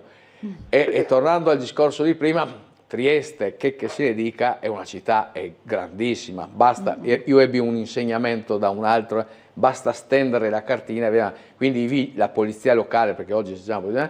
non può essere dappertutto, quindi l'appello è il senso dei nostri... Ecco, e quando è... E quindi lei, grande signor Gianni, ci dà la testimonianza di un'azione di controllo e di attenzione della polizia locale, che però non può essere in ogni angolo della città. Non ci può essere. Chiedo scusa che l'avevo interrotta, conversiamo. Anzi, ho piacere ascoltarlo, perché mi sono limitato nel parlare. No, potessi parlarmi e avere le sue capacità e conoscenze. Lei se parlava del pinguino, se parlava di Marco, che tutto sommato era una femmina dopo, se non sbaglio. E lì era là del 1933, di quando che si sta fatto l'acquario, perché nel 1933 si sta fatto l'acquario. Che ancora di però che sono ignorante, mi domando, c'è scritto acquario senza C. Adesso non arrivo a capire. Licenza poetica. Licenza poetica, verissimo. È anche più bella da vedere, no? A livello così di grafica, no? Senza C, l'ha ragione Gianni. Grande signor Gianni che ci ricorda questa raffinatezza. Benissimo. Quanto noi di una volta erimo sensibili per le bestie, non che tiravamo sassi, non che facevamo niente. Lei la sa dove che sta con me? Sì, benissimo. La mia porta si aperta perché col giardino. Sì. E si venuti quei toppini di campagna. Ah, quei coccoli. C'è una roba, sì, ma però mi disturba tanto. Allora mio figlio va a comprare quelle trappole e finalmente lo ho zappato. E torno dalla ciclabile perché lo devo portare là che torni a vivere. Grande. Lui deve vivere come che dovevamo vivere noi. E Grazie allora Gianni. Ho anche fatto una foto, ma non voglio mandare perché se ne dici esegiamo una diventa 3 volte e dopo no. Grazie Gianni, ma anzi la mandi la mandi la foto, la me credi. Intanto però vediamo alle nostre spalle che c'è Bernardo Signor Gianni, un abbraccio. Un abbraccio signor Gianni e passiamo subito la linea a Bernardo Gulotta che vedo pronto appunto. Dove ti trovi Bernardo? Buongiorno. Buongiorno Laura, buongiorno al consigliere Lobianco, al signor Gianni e a tutti i telespettatori. Siamo a 2 passi dal ponte del Rio Ospo perché ieri avevamo avuto ospite a Sveglia Trieste il consigliere del Partito Democratico Muggia Francesco Bussani, che ha lanciato tutta una serie di attacchi politici verso l'amministrazione comunale, quindi la giunta Polidori, per soprattutto questioni legate ai lavori pubblici. Premettiamo subito un aspetto, che il ponte alle mie spalle, visto che oggi c'è anche una pagina, anzi 2 pagine sul Piccolo che fanno proprio un punto della situazione riguardo alle infrastrutture in regione, i ponti in particolare e i lavori che bisognerà fare in zone cruciali, soprattutto nel Friuli. Qui questo ponte, il ponte del Rio Ospo, è una competenza che supera quella comunale, tanto più che sono stati stanziati circa 7.700.000 euro per i lavori proprio al ponte del Rio Ospo, un ponte che si trova in condizioni da tenere sotto stretta osservazione. Non ci sono pericoli imminenti da quanto abbiamo capito sia ieri con Bussani che poi con il sindaco Polidori, ma sicuramente ha necessità di essere rivisto il prima possibile, in particolare perché transitano molti mezzi pesanti da queste parti, alcuni poi non si adeguano a quelle che sono le prescrizioni viabilistiche proprio di entrata e uscita di mezzi pesanti. Il ponte alle mie spalle, come detto, è il ponte del Rio Ospo, che dovrebbe nella costruzione futura, nell'idea futura, poter includere anche un'area ciclabile, una pista ciclabile per così meglio dire, che serva ai ciclisti per un passaggio in sicurezza. Infatti ieri anche Bussani ci faceva notare come l'accesso ciclabile in realtà è questo qui che adesso Guido Indri sta facendo vedere, ed è l'allaccio di collegamento per poi arrivare alla Parenzana, tanto che poi c'è anche il cartello proprio che descrive il percorso della Parenzana e che è una linea di congiunzione con le piste ciclabili del territorio. Bernardo, un ponte a cui abbiamo detto sono stati stanziati. Ideale, no? Per parlare a menadito, come si dice, ogni metro di quel percorso. Esatto.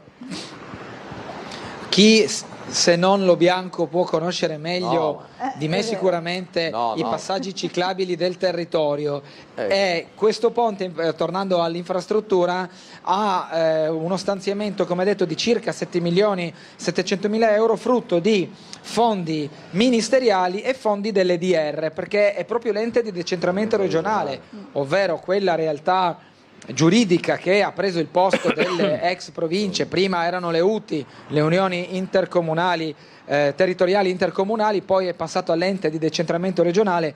Un domani il passaggio legislativo vedrà il ripristino delle province, per come lo ha avviato la Giunta Fedriga, in particolare in primis l'assessore alle autonomie locali Pierpaolo Roberti. Ma tornando al ponte, ieri Bussani attaccava la Giunta Polidori in generale sulla questione dei lavori pubblici, particolarmente concentrata sul territorio di Muggia, ma anche questo passaggio è sotto stretta osservazione, proprio per le sue condizioni, che non sono critiche, perché sarebbe sbagliato dire e lanciare un allarme di questo tipo, ma sicuramente da tenere sotto controllo. E quindi aspetteremo tra non molto anche una risposta del sindaco Polidori a tutta una serie di questioni in piedi sollevate ieri da Bussani. Tra queste c'era anche la questione della Valle delle Noghere e i progetti che si vogliono lì realizzare, ma poi ha spaziato anche sulla questione delle fognature del Lazzaretto,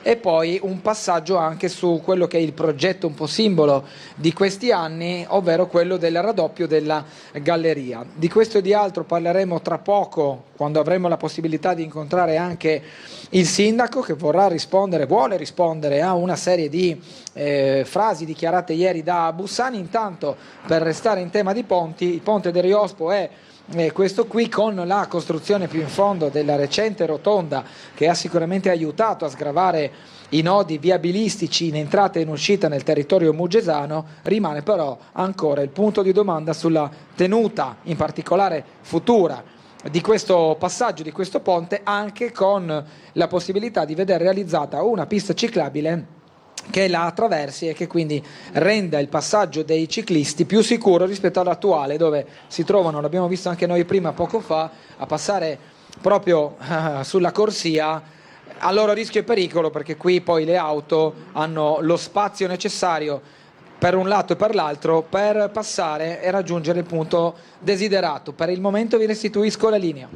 Grazie Bernardo. Grazie caro Bernardo. Insomma, ci sono due notizie importanti e positive, al di là dell'attacco, che fa parte del... che io poi non entro, perché questo è un tema, non entrare nelle dispute, nelle disfide altrui, ecco, le disfide muggesane tra sindaco e il capo dell'opposizione, se non sbaglio, perché insomma Bussani è il capo insomma, uno, che c'è l'attenzione, due, ci sono le risorse economiche, e tre, quindi vi è l'operatività di poter andare a rimettere a posto quel ponte, insomma, ecco, quindi questo è... E mi fermo qui, perché dopo lasceremo spazio, perché c'è una telefonata. Vedo. C'è una telefonata in arrivo. Pronto, buongiorno. Chi è in linea con noi? Buongiorno, tanto piacere di essere in linea. Buongiorno signora.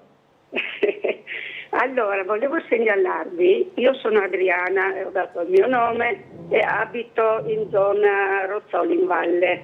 Sì. Volevo segnalare un disservizio, perché tra la farmacia di via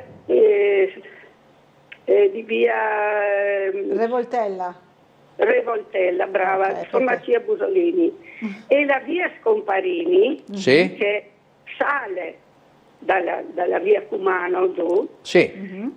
Per recarmi, io devo salire la via in farmacia, devo salire la via Scomparini, Sì. che va tutto bene, Sì. è ben protetta, diremo, dalle automobili.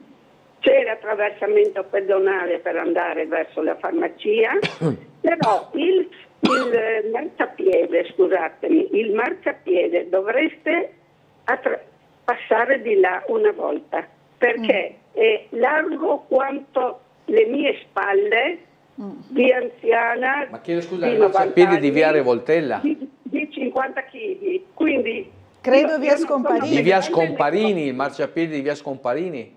Sì. Cioè, la strada è molto larga, ampia, comoda e tutto, e questo pezzo di marciapiede è dissestato, dislivellato, e si passa a stento tra la macchina parcheggiata e i muri delle costruzioni. Ma forse proprio allora in via, forse in via Revoltella. E allora il marciapiede di via Revoltella, cioè quando lei arriva sale via Scomparini, che peraltro via Scomparini è stretta e non c'è, insomma. Arriva a via Revoltella, gira a sinistra, attraversa verso Scala Bonghi, per capire che c'è la scala. No, in discesa verso la farmacia. Dall'altra parte. Perché tutte le altre parti sono Va bene, allora è via Revoltella. E la via Revoltella da via Scomparini. Molto bene. Ah, ma ho capito. C'è anche un parcheggio per motocicli, secondo me, la Revoltella. Ma c'è un parcheggio di automobili. Sì, auto, ma anche motocicli che si restringe. Sì. Hanno diritto, però quel marciapiede, per stretto che sia, è anche dislivellato a buchi. Una volta l'ho fotografato tutto. Bene. Fotografato tutto passando. Perché poi ho detto lascio perdere, qualcuno si farà vivo, qualcuno penserà di fare qualcosa. Perché attraversare la strada 2 volte per fare l'altro lato, per andare in farmacia, è molto pericoloso oltretutto. Capito? Sì, Questa, sì, signora, eccolo là. è questo il marciapiede. Quello lì. È stretto, no? Sì. Infatti, questa direttrice qui che è particolarmente stretta, che viene su dalla via La Scomparini. ringrazio per la segnalazione, che peraltro fa parte, E anche eccoli di qua, vedi? però è già un po' meglio, mentre No, di ma qua lì- insomma è veramente si molto vede, stretto. si vede. Sì, Giustissimo. è veramente abbandonato. Io ci vivo da 60 anni in questa zona, quindi è sempre uguale. C'è l'entrata di un garage che è dislivelata. Devo stare molto attenta. No, ma si vede ammalorato, insomma, nel tutto. Boh, insomma, io affiderò questa... Proprio dimenticato. Capito, perché si fa di tutto, avete fatto bellissime segnalazioni stradali, bellissimi attraversamenti, tutto bello, bianco, ben visibile, gli stop, tutto, però Trieste è grandissima, non so quanti chilometri, non so, Però e insomma, c'è sempre un marciapiede da fare, magari fosse solo questo. È vero. Io che amo, come dire, percorrere la mia città a piedi in ambiti che non sono tipici, insomma, che uno passa di qua di là, perché bisogna conoscere il territorio. L'altra settimana ho accolto un'occasione di avere un'oretta di tempo, sono salito da Pendice Scoglieto fino a raggiungere via Valerio, sotto la via, insomma, e sono andato via Zanella, via in tutte le stradine, le scale, le scalinate, abbiamo un universo, mondo e lì ci sono anche le famose transenne dove ci sono cedimenti, insomma Trieste è immensa, mi creda. Comunque l'ho segnata e la riporterò. Ci siamo questa segnalazione sulla marciapiede stretto e in condizioni. Più che altro là sarebbe importante asfaltare, livellare, pulire, dare un sedime, come dire, sicuro e confortevole. No? Per la camminata. Ecco, magari allargarlo un pochino aiuterebbe. Perché no? Ma là ho visto che ci sono c'è la segnaletica orizzontale, insomma quelle righe gialle, che vuol dire che lì serve che ci sia quella manovra, probabilmente per qualche, non ho capito per quale motivo, ma insomma. Allora, una telefonata, buongiorno, chi è in linea con noi? Sì, Sergio, buongiorno a voi. Sergio, ecco, volevo buongiorno. domandare... Ecco, il signor Sergio è colui che chiama per il... Sì. Buongiorno. Buongiorno, ecco, io volevo sapere com'è la storia del sali-scendi di San Giusto che sto cercando di fare, ma non vedo ancora niente, ombra di lavori né niente. Se sa qualche cosa riguardo al sali-scendi per gli handicappati in via della Cattedrale per i bagni. Ecco, grazie. Grazie. No, ma infatti l'ho citata prima, solo che non mi ricordavo il suo nome perché il signor Gino ha chiamato rappresentando questo tema. Io ho chiesto all'ingegner Bernetti, che è il direttore di Centrale, cioè il grande direttore di tutto ciò che è governo, i lavori pubblici, pianificazione, insomma quello che... E sono chiaramente, devo dire, essendo quel servoscala secondo me risalente ancora era Illy, ecco, in quell'epoca lì, bisogna comprendere adesso, arrivare finalmente a capire chi ne ha la piena, come dire, competenza e titolo di gestione. Lei dirà, e sarà il comune, ovviamente, però capire il famoso ufficio che deve chiaramente intervenire su quell'impianto lì. Attendiamo l'esito di questa, come dire, di questa interdizione, ecco, va bene? Allora, un'altra telefonata subito, buongiorno, chi è in linea con noi? Sì, buongiorno. Beh, come c'è il signor Gianni, c'è la signora Gabriella. La Gabriella di Largo Barriera Vecchia. Buongiorno Gabriella. Appassionata di ciclismo, di cicloturismo. Appassionata di turismo, guardi, con 2 figli, ho passato il giorno della mamma da sola, con 2 figli, expat diremmo, che si dice adesso così, no? All'estero, che lavorano, conosco le città, no? Sì. E quindi una in Barcellona e l'altra in Amsterdam. E quindi quello che dice lei, la città è grande, i marciapiedi, tutto. Io giro, quando vado a trovare i miei figli, le giornate sono lunghe in queste case piccole che hanno, quindi giro tanto e veramente torno a casa e piango. Ma qua a Trieste? E chiamo la televisione. Ma qui a Trieste gira? Che? Ah, qua a Trieste? No, pensavo a Barcellona, ad Amsterdam, non ho capito. Che lì cammino tanto e qua quando cammino, perché abitando Largo Barriera devo camminare, non posso andare con la macchina, no? E qui che piango. Ieri sono scesa dalla 10 in piazza San Sovino, ho fatto tutto via Madonnina, ho detto come può la gente camminare su queste su questi marciapiedi strettissimi e poi tutto dissestato, via Madonnina, le strade, i marciapiedi sono un disastro. Poi via Mulino a Vento, che io vado molto anche per sopra, no? Faccio un po' via Mulino a Vento, anche lì un'altra cosa. Largo Barriera, lei lo sa, quando si va in bicicletta per Largo Barriera è tutta anche motorino, tutta una buca, tutto. Io so che. Ma Largo Barriera, chiedo scusi che Largo Barriera, no? Dove esattamente queste buche, per capire? Ma guardi, non deve fare rattoppi, devono asfaltare come hanno fatto nel 21. Ci sono passati già tanti anni, ogni 5 anni bisogna fare il tappeto stradale un'altra volta. Allora, per legge un po'. Le chiedo scusa, la strada o il marciapiede? No, il marciapiede. Sta bene. Qua diremo sta bene, sì, no, perché l'hanno fatto poco tempo fa, non sono brutti. Il Madonnina è un disastro, marciapiede Madonnina. E poi via Oriani e Largo Barriera, il tappeto d'usura bisogna farlo un'altra volta. Allora, via Madonnina, via Mulino a Vento ho ricevuto una segnalazione. Ah, via Mulino a Vento, la faccio un giorno in bicicletta. Via Mulino. No, sa perché non lo faccio in bicicletta via Mulino? Io so che sarà, io ho quasi, oltre 10.000 chilometri all'anno di bici, ma mai in città. Cioè io prendo la bici, cerco vado lontano, ecco, non ne faccio neanche, la mattina presto se attraverso velocemente, o se no metto la bici in macchina, faccio quei famosi tratti che mi consentono di totalizzare 4.500 all'anno di macchina e poi non attraverso mai, quindi via Mulino a Vento mi piacerebbe, dovrei farle di notte quando non ci sono le automobili. Comunque ho capito quel che mi dice. Già a piedi le può guardare tranquillamente. Una cosa che chiedo per il Ponte dell'Ospo, che è regionale quello. Sì. A quanto sembra sì, se ci sono fondi il Ponte dell'Ospo è regionale, non è del comune né Muggia né di Trieste, quindi lì interviene lei. C'è un cartello, precedenza ai pedoni con le biciclette fino a che fanno quello, perché comunque veramente le biciclette il finanziamento è a disposizione, insomma. Ecco. Sì. Che?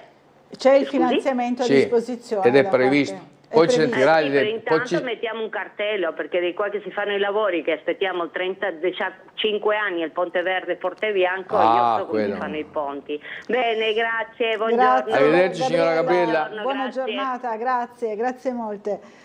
Allora, queste insomma sono le segnalazioni di Gabriella che sono ci siamo assolutamente legittime, pertinenti e fanno parte del vissuto. Io quando ho fatto l'esempio, no, di tirare, ecco, se voi avete una cartina di Trieste, no? Vabbè che ormai tutto si va su Google, internet, però voi immaginate, no? Stendetela e vedete quanto è grande, quanti marciapiedi, strade, eccetera, eccetera, sono da curare. Ma io anzi invito chi ha la passione della passeggiata e della camminata, invece di andare in soliti posti a camminare, no? Fatevi un giro nei rioni e scoprirete veramente un bene prezioso che è la nostra città in luoghi che sono veramente unici. E dopo capirete quanto è grande, quanta manutenzione ci vuole, insomma. C'è un'altra telefonata. C'è una telefonata. Spero che non sia in cauda venenum, e quindi spero che si adugisi in fondo. Ma... Sì, buongiorno. Buongiorno. Buongiorno Laura, buongiorno Michele. Buongiorno. Volevo fare solo una piccola precisazione, niente veneno naturalmente. Aquarium deriva, mi sentite? Sì. Aquarium? Ok, aquarium deriva dal latino, e dal latino aquaque, infatti è per questo. E tra l'altro in triestino vedi dal Doria o dallo Zepper i due dizionari più usati, mi conforta su questo tema. La prossima volta vi faccio una vignetta con il pinguino. E non, chiedo una scusa, vignetta? Non si sente. Con il pinguino. Con il pinguino. Ha mandato una vignetta col pinguino? No, la prossima volta ve la faccio io naturalmente. Grazie. Benissimo, dai. No, perché c'è una voce, è come avere un woofer, il woofer molto forte, con i bassi molto bassi. Benissimo, bene, grazie. Allora, grazie. Vabbè, aspettiamo la vignetta. Grazie, ecco, questo è, quando c'è il tema che ha raffinato il concetto che arriva dal latino, questa è una delle cose, quando uno guarda la televisione imparano delle cose, è una cosa molto bella. No? Allora, ci è arrivata anche la foto del signor Gianni del Topino, possiamo farla vedere. Certo. Eccolo qui. Ma guarda che respira, grande signor Gianni che guarda con la scatola bucata che ingira l'aria, dopo lo caccia. Allora, bene, grazie. Bravissimo, ha salvato un topolino di campagna, che anch'io ce li ho ogni tanto qua in via Besenghi, ogni tanto ce n'è uno. Qualcosa io li salvaguardo. Allora, scorrendo un po' i vari titoli sul giornale, visto che siamo in chiusura, è saltato all'occhio, c'è la telefonata, è vero, dobbiamo dare spazio anche a loro. Che dobbiamo fare? In un altro momento. Parleremo, di cosa parliamo? Del referendum, perché ho visto la posizione del Presidente Fedriga, no? Molto, dice non voterò il referendum. Ma chiedo scusa, la telefonata è condivisibile. Anche Tajani, io sono di Forza Italia, Tajani ha detto chiaramente, ha espresso la stessa posizione. Sì. Noi abbiamo vissuto una stagione, mi sia consentito, storica sui referendum, su referendum importanti, centrali della vita di noi, di ogni, no? E quindi il divorzio, l'aborto, il nucleare, insomma temi veramente importanti, imponenti. Questi quesiti, adesso non abbiamo il tempo, ma insomma ci troveremo, sono temi che si affrontano nelle aule parlamentari, quindi non si possono utilizzare veramente degli elementi di legge che tu affronti. Ecco, il Partito Democratico, se veramente tenesse a questo tipo di quesiti, li poteva presentare sotto forma di proposta di legge. Usare i referendum per fare semplicemente campagna elettorale politica non va bene. Il referendum è un istituto assolutamente importante su temi che però devono essere talmente importanti e centrali, dove uno deve dire sì e no, ma su un cambiamento della nostra vita quotidiana.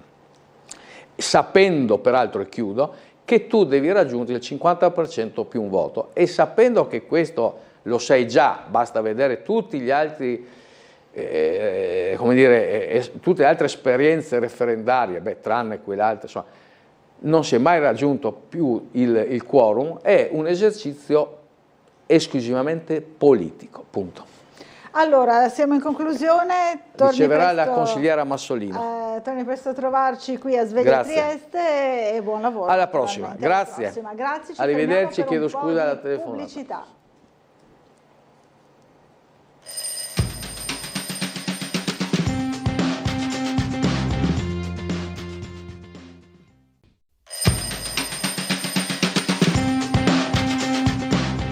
Bentornati in diretta 9:05 del mattino, siamo in compagnia, le diamo subito il buongiorno, di Giulia Massolino, consigliera regionale del Patto per l'Autonomia Lista Civica. Grazie di essere qui e grazie insomma di aver accettato il nostro invito. Grazie a voi per l'invito e buongiorno a tutte e a tutti.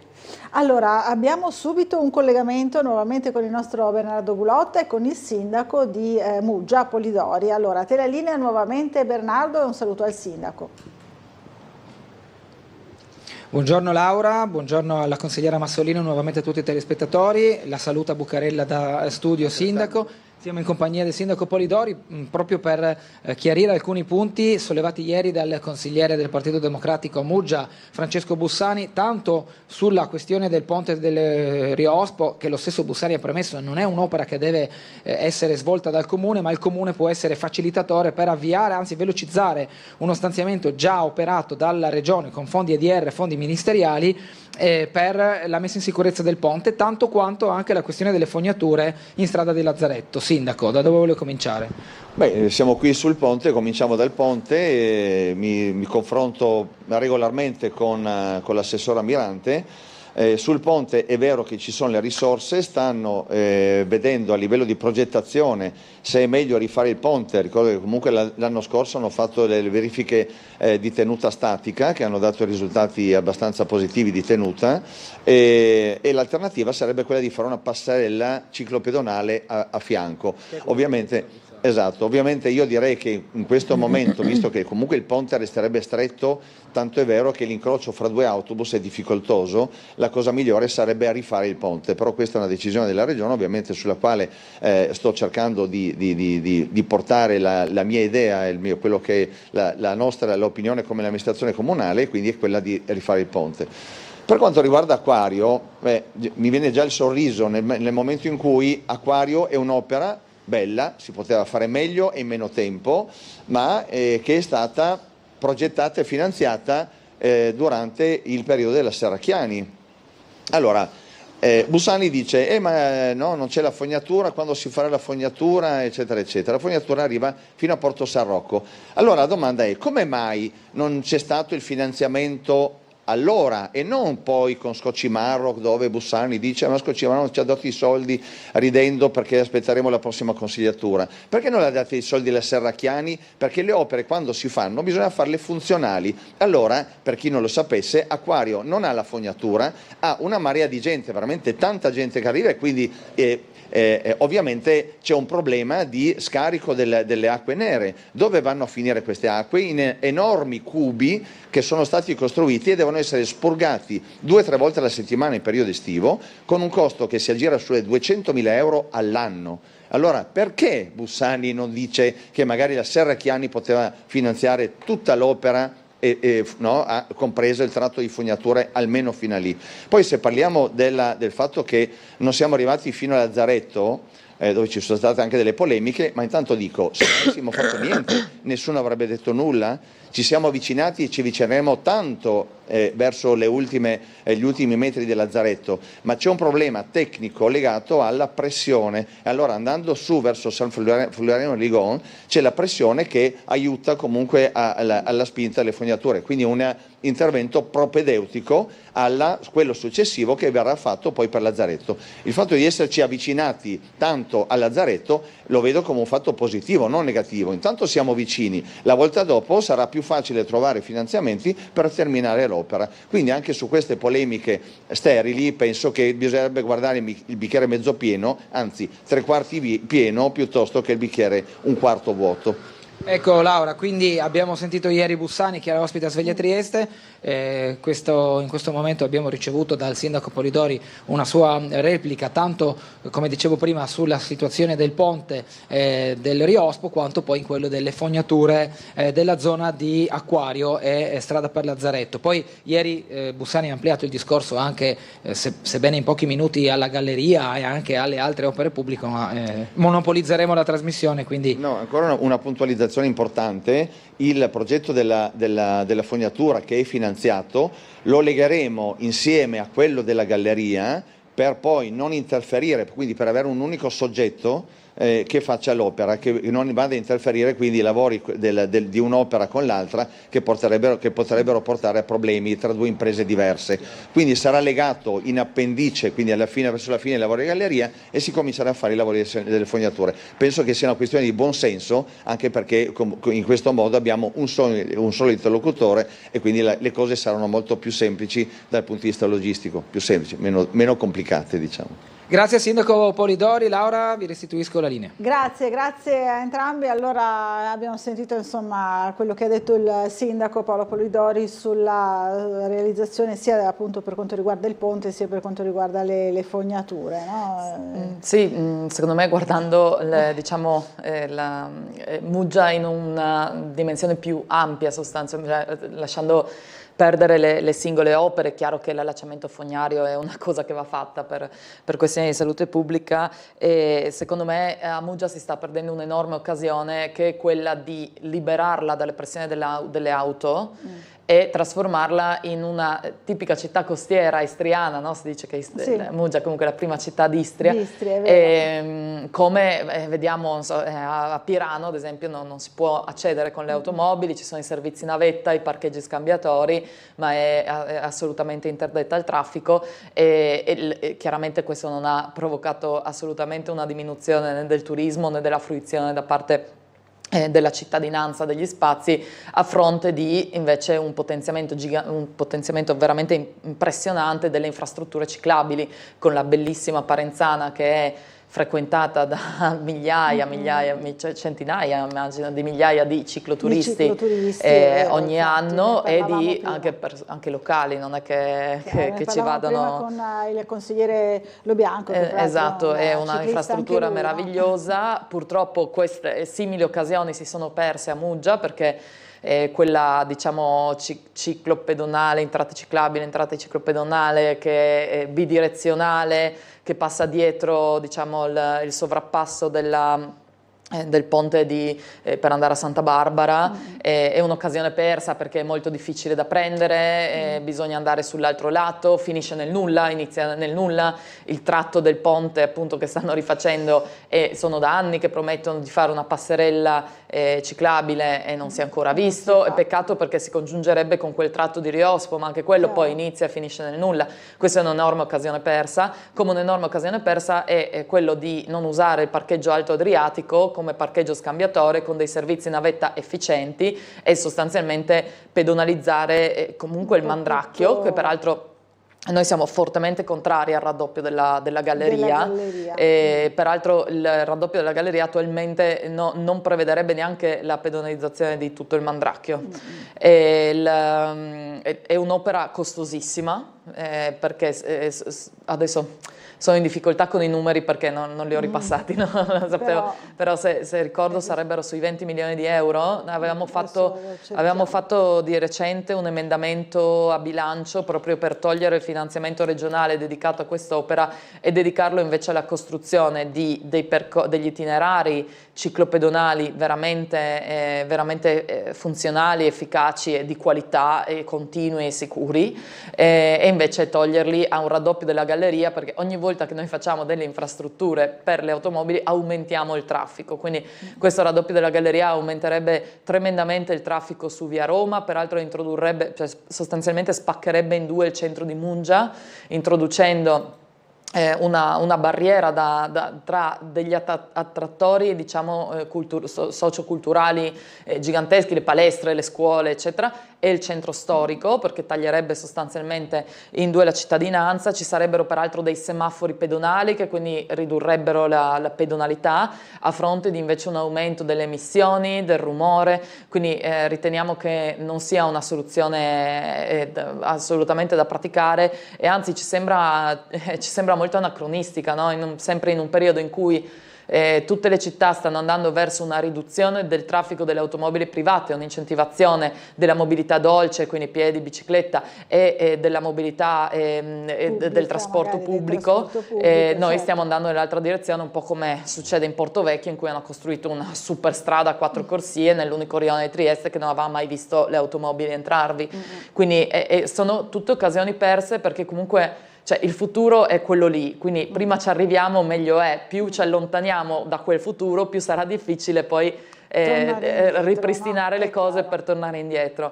Quindi continueremo a batterci contro queste opere che al pari dell'Ovovia sono inutili, impattanti e insostenibili e costose, cioè enormemente costose per le casse pubbliche, pur considerando che comunque la Galleria di Muggia ha bisogno di una manutenzione straordinaria, questo sicuramente, insomma, però l'allargamento sarebbe un errore madornale. Allora, una telefonata, poi dobbiamo andare in pubblicità. Buongiorno, chi è in linea con noi? Sì, buongiorno Buccarella, sono Dino, buongiorno a lei e ai suoi ospiti. Io volevo richiamare prima che non sono riuscito a parlare con Lo Bianco. Ecco, io dico una cosa, mi va bene, mi sta bene tutta la politica, ognuno tira l'acqua al suo mulino, no? Ma quando lei ha fatto vedere quell'articolo di Federica che invita le persone, invita, che lui dice che non va a votare, che non va, eccolo e lui qua. Ha fatto, e lui si è espresso che è stato il Partito Democratico. Io non sono il Partito Democratico, premetto.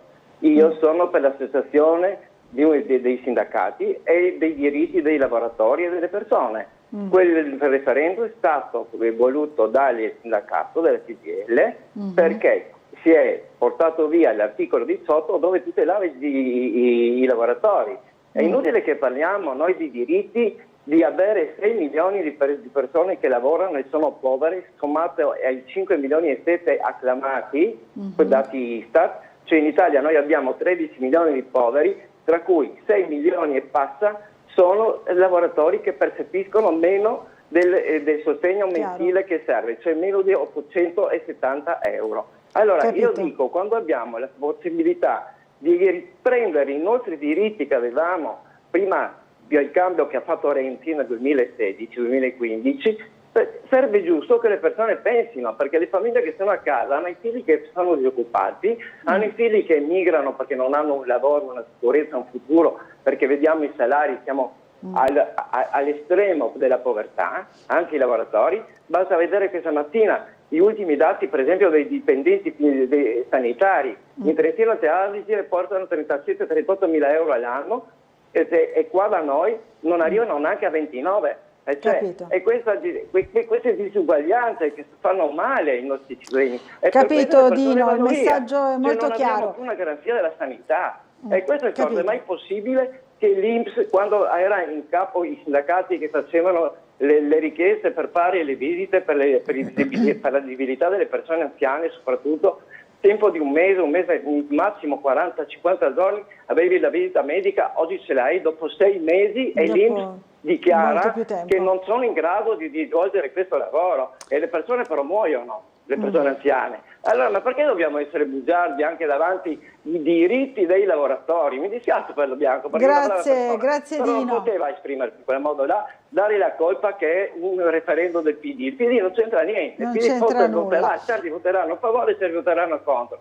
Però dai la tua idea e dimmi se sei con i lavoratori, per i diritti dei lavoratori, o se sei contrario. Chiarissimo Dino, grazie, buona giornata. Allora, diciamo qualcosa su questo tema e su altri dopo un po' di pubblicità, siamo già un po' in ritardo, fra poco. Sì, concordo assolutamente che ci sono enormi problemi di disuguaglianze all'interno del mondo dei lavoratori, del lavoro e soprattutto che affliggono quei lavoratori, diciamo, che lavorano nei settori che non sono ad alto contenuto aggiunto, penso al al turismo, su cui Trieste sta investendo praticamente tutto, però senza porsi una domanda sulla qualità dei posti di lavoro che vengono a crearsi, perché sono per la maggior parte, se non in nero, quantomeno in grigio, per gran parte, insomma, ovviamente non tutti, ci mancherebbe, sono lavori precari, sono lavori stagionali, sono lavori con turni molto complicati, sono lavori spesso molto sottopagati.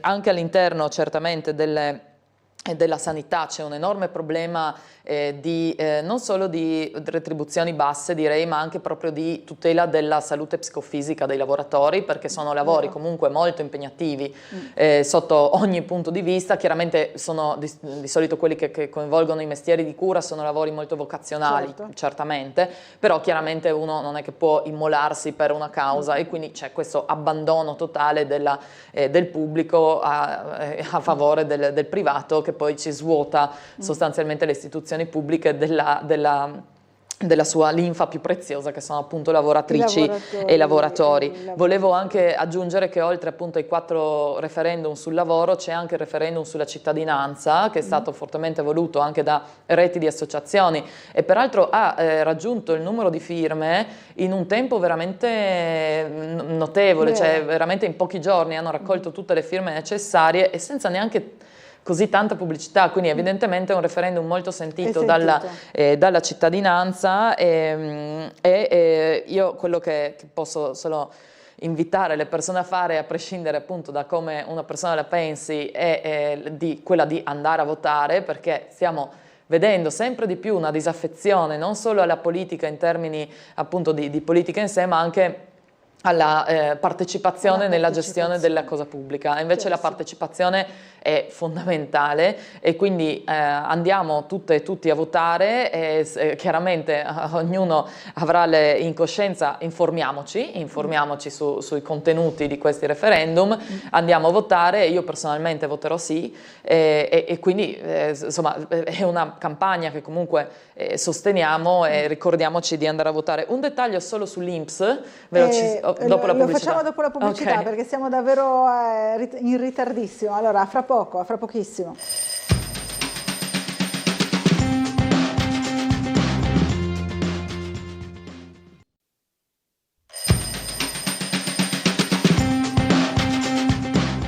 Bentornati in diretta, ancora in compagnia di Giulia Massolino. Allora, voleva chiedere qualcosa sulla questione dell'INPS, sulle visite, sì, no? Sì, se non sbaglio il telespettatore di prima ha sottolineato che ci sono dei ritardi giganteschi appunto nella valutazione dei casi di disabilità, legge 104 eccetera, che sono dovuti, è un tema che avevo recentemente approfondito facendo un'interrogazione a risposta immediata nell'ultimo Consiglio regionale, sono dovuti sostanzialmente a una nuova legge di revisione della normativa sulla disabilità, che ha assunto 8 province, se non sbaglio, come test, e Trieste ha avuto la fortuna di essere una di quelle. Solo che il test sta fallendo completamente, nel senso che al momento pare che ci voglia il doppio del tempo. C'era stata anche una denuncia forte dei sindacati, appunto il doppio del tempo per la revisione, per la decisione sui vari casi. Ricordiamo che peraltro la legge 104 include tutta una serie di tutele anche ad esempio per i pazienti oncologici. In quel caso, ad esempio, ci possono essere chiaramente persone in età lavorative che hanno bisogno della certificazione per non perdere il lavoro sostanzialmente. Quindi si va a intaccare una sfera veramente delicata in un momento tra i più fragili dell'esistenza di una persona, quello della malattia, no? E quindi ovviamente che incide anche sulle famiglie, perché tutti i diritti all'assistenza, tutte le normative che ci sono. Quindi è un tema delicatissimo, è un tema di rilevanza nazionale, perché è una questione, chiaramente l'INPS non è di competenza regionale. Io comunque sottoposto un'interrogazione chiedendo se la regione si stesse comunque interessando della questione a livello governativo, facendosi portavoce di tutti i disagi e le difficoltà che ci sono. Mi è stato risposto che la regione appunto si sta interfacciando con il governo segnalando le difficoltà, peraltro la sperimentazione è stata estesa di un ulteriore anno. E noi speriamo che adesso le cose si aggiustino un attimo e che sia solo dovuto solo, tra virgolette, perché ovviamente gli impatti sono enormi, insomma, certo, sì, alla partenza di questa nuova normativa, però chiaramente è quello che sta comportando proprio per le famiglie del nostro territorio, che sono tantissime, è assolutamente intollerabile per molte famiglie, quindi ci auguriamo che veramente si trovi una soluzione in fretta, perché insomma fare le sperimentazioni sulla pelle delle persone e delle famiglie è sempre una cosa infatti, delicata. è molto molto delicata. Allora, una telefonata, pronto, buongiorno, chi è in linea con noi? Buongiorno, sono Vladi. Vladi, buongiorno a lei. Buongiorno, allora io sono uno di centrodestra, per cui non andrò a votare al referendum, di cui non si dice nemmeno quanto costerà e saranno soldi buttati nella spazzatura, ovviamente, perché quando si parla di denaro pubblico bisognerebbe stare attenti a questa roba qua. 15 anni fa, sono 10 anni fa che Renzi ha fatto franare l'articolo 18. Ci sono stati i voucher della Fornero, a tempo determinato di Prodi, e adesso stanno aspettando, la CGIL ha aspettato 10 anni per indire un referendum senza che ci fossero l'approvazione né dalla CISL né dalla UIL né nient'altro. Quindi si tratta di un referendum assolutamente politico, del quale il costo sarà comunque altissimo e lo pagheremo sempre noi, per fare della politica spicciola, naturalmente. Poi ho sentito parlare anche un accenno alla cabinovia, a cui io tengo particolarmente. Attenzione, che darà sviluppo a un traffico intermodale con la ferrovia, perché arrivando accanto alla ferrovia ci sarà la possibilità dell'intermodalità ferrovia, cabinovia, ferrovia, per chi arriva e per chi parte. Questo solo un piccolo esempio. Quindi andiamo a votare via i soldi per il referendum, andate pure a votare se volete, sappiate già che non ci sarà il quorum come tutte le altre. E a proposito di referendum, ricordo che ci sono stati quelli importanti, come è stato ricordato dal suo ospite precedente, il divorzio eccetera, ma fare un referendum come è stato fatto tantissimi anni fa sul nucleare è stato un autentico suicidio, perché non posso andare io, non so, che sono droghiere, il macellaio o il fruttivendolo, andare a dire se è giusto il nucleare o no. Sul nucleare deve scegliere chi è introdotto in quel problema. Siamo l'unico paese in Europa a non avere una centrale nucleare. In Francia ce ne sono 54 perché prosciugano l'Africa di tutto l'uranio che hanno. Buongiorno. Buongiorno a lei, Vladi. Allora, tante carne al fuoco nella telefonata. Decisamente tanta carne al fuoco. Beh, io parto dal fatto che i soldi investiti e non spesi in partecipazione pubblica alla vita democratica del nostro Stato, della nostra città, della nostra regione, non sono mai soldi buttati via. Sono sempre soldi investiti appunto nel costruire un rapporto di fiducia nella cittadinanza, ed è giustissimo che la cittadinanza possa assumere delle scelte per quello che poi ricadrebbe sulle loro teste. Invece quello che lamentiamo sempre è questa forma di autoritarismo per cui le scelte vengono continuamente calate sulla testa delle persone senza interpellare minimamente sulle loro necessità, sui loro bisogni, sui loro desideri, sulle loro anche paure. I veri soldi sprecati, a nostro avviso, sono i 2 milioni di euro già spesi per le pratiche burocratiche, diciamo così, dell'Ovovia. Ci auguriamo che il progetto non vada avanti e quindi che non se ne sperperino altre. Peraltro sappiamo che adesso la cabinovia l'Ovovia inizia il suo iter nella commissione consiliare, poi approderà in consiglio regionale. Ci auguriamo che ci possa essere un confronto corretto tra tutte le parti, cosa che non è stata spesso in passato. Questa sì che è una fake news, no? Che l'Ovovia possa sviluppare il traffico intermodale con la ferrovia, perché in che modo esattamente? Cioè una persona prende il treno da Monfalcone, Sistina, indifferente, non lo so, da Venezia, Monfalcone, Sistiana, arriva in centro città col treno, perché il grande vantaggio di usare il treno è appunto che si arriva in centro città, e dopo prende la cabinovia per andare in un parcheggio senza neanche una vista mare, cioè per fare cosa? Cosa va a fare in quel quadrilatero in mezzo al nulla, senza neanche una bella vista? Cioè, esattamente poi tutte queste persone che dovrebbero correre su a Picina, che peraltro non è neanche il centro di Picina, e là ci arriva il tram invece in centro di Picina, ricordiamo. Quindi l'Ovovia sarebbe assolutamente un suicidio e un dramma per la cittadinanza triestina e per il futuro di Trieste, sarebbe una condanna difficile, cioè un ecomostro di quelli che poi non vengono più abbattuti, su cui poi si diventa gli zimbelli d'Italia.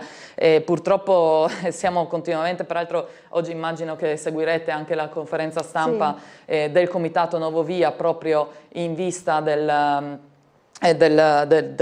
passaggio in commissione e in consiglio comunale, quello che appunto sia in termini di referendum che in termini di partecipazione anche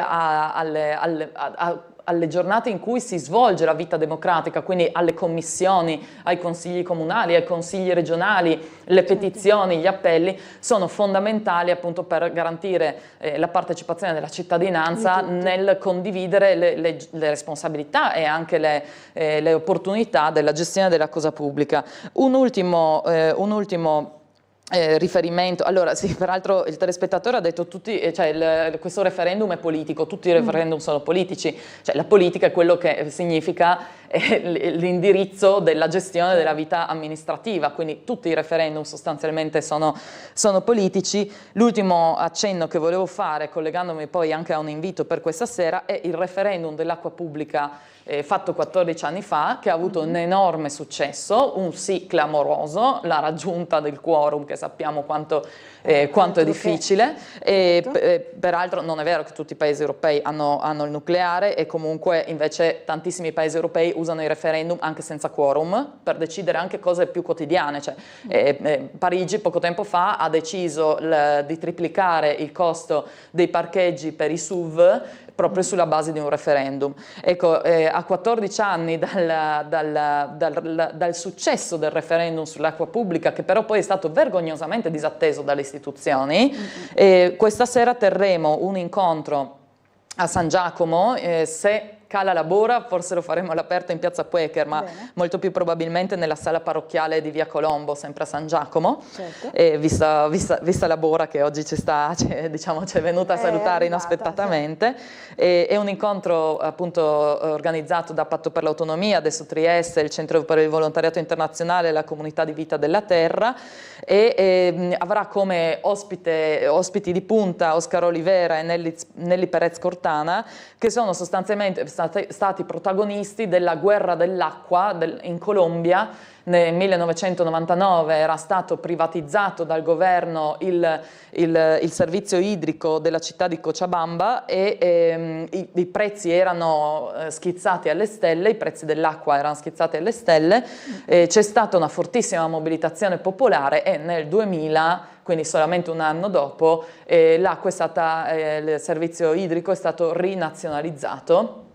Quindi è un grandissimo successo di questa mobilitazione, anche questo è un caso di partecipazione pubblica nell'attuare le decisioni, e appunto l'acqua continuiamo a ritenere che sia un bene comune, un diritto umano, e quindi che debba uscire completamente fuori dalle logiche del profitto e dagli interessi dei privati. Peraltro prima dell'incontro andremo a visitare anche l'acquedotto teresiano, che è un gioiellino, peraltro appunto di recente è tornata la possibilità di visitarlo grazie a una convenzione tra il Comune e la Società Adriatica di Speleologia, e quindi è un gioiello di cui peraltro poche triestine e pochi triestini sanno dell'esistenza. Non c'è da avere claustrofobia perché c'è da scendere giù, però insomma è un'opportunità in più per conoscere la nostra città, il suo passato, ed è anche chiaramente, cioè, per noi è un luogo simbolo della gestione del bene comune all'interno della città di Trieste. Quindi chiaramente. Allora dobbiamo fermarci per l'ultima pausa pubblicitaria di questa mattina, a fra pochissimo.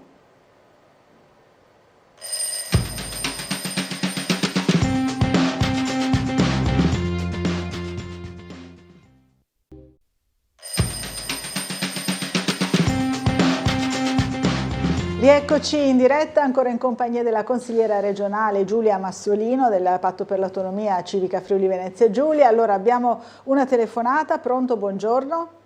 Buongiorno, sono Silvia. Silvia, buongiorno. Vi ho sentita chiacchierare prima, ma non dico di cosa. Ah, bene, bene. Vabbè, si parlava tra donne di capelli, di tinte per capelli, dai, lo diciamo, sdoganiamo anche questa. Vabbè, dai, è simpatico questo. Siamo tra donne. Sì. No, io volevo dire questo. La cosa più antidemocratica che si sta facendo è proprio questo invito a non andare a votare al referendum. Capito. Cioè è una cosa veramente indegna e vergognosa.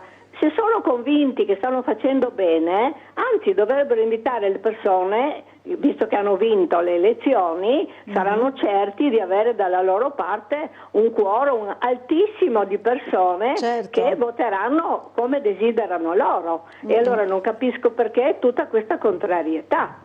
Capito. Allora, innanzitutto quando si indicano dei referendum di solito è perché il Parlamento è sordo e non vuole fare niente.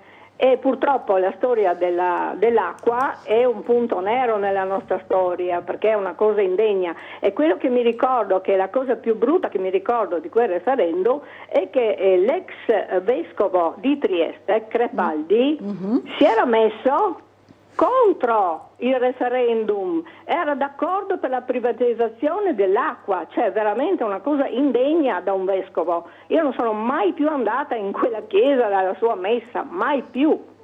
Silvia, allora quindi lei i dice bisogna comunque avere la possibilità di esprimersi. Più democratico che mai. E loro che sono al governo non dovrebbero avere paura dei referendum. E se vogliamo parlare di soldi, parliamo dell'Albania. Io piango quei soldi. Quelli sono soldi davvero buttati via. Capito. Allora, questo dice Silvia. Cosa, mi scusi, Sì, ancora una cosa. Soldi buttati via dal mio punto di vista, perché anche i miei soldi vengono spesi. Sanità privata, scuola privata.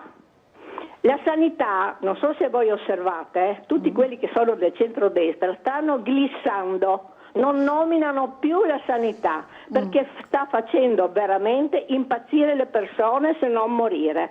Io ho aspettato 2 mesi per una risonanza e adesso sto aspettando più di 2 settimane la risposta, perché non fanno in tempo a stilare i referti medici. Non dico altro, loro glissano, si vergognino, veramente si vergognino. Silvia, grazie della telefonata. Anche Silvia insomma ha espresso più opinioni su più argomenti.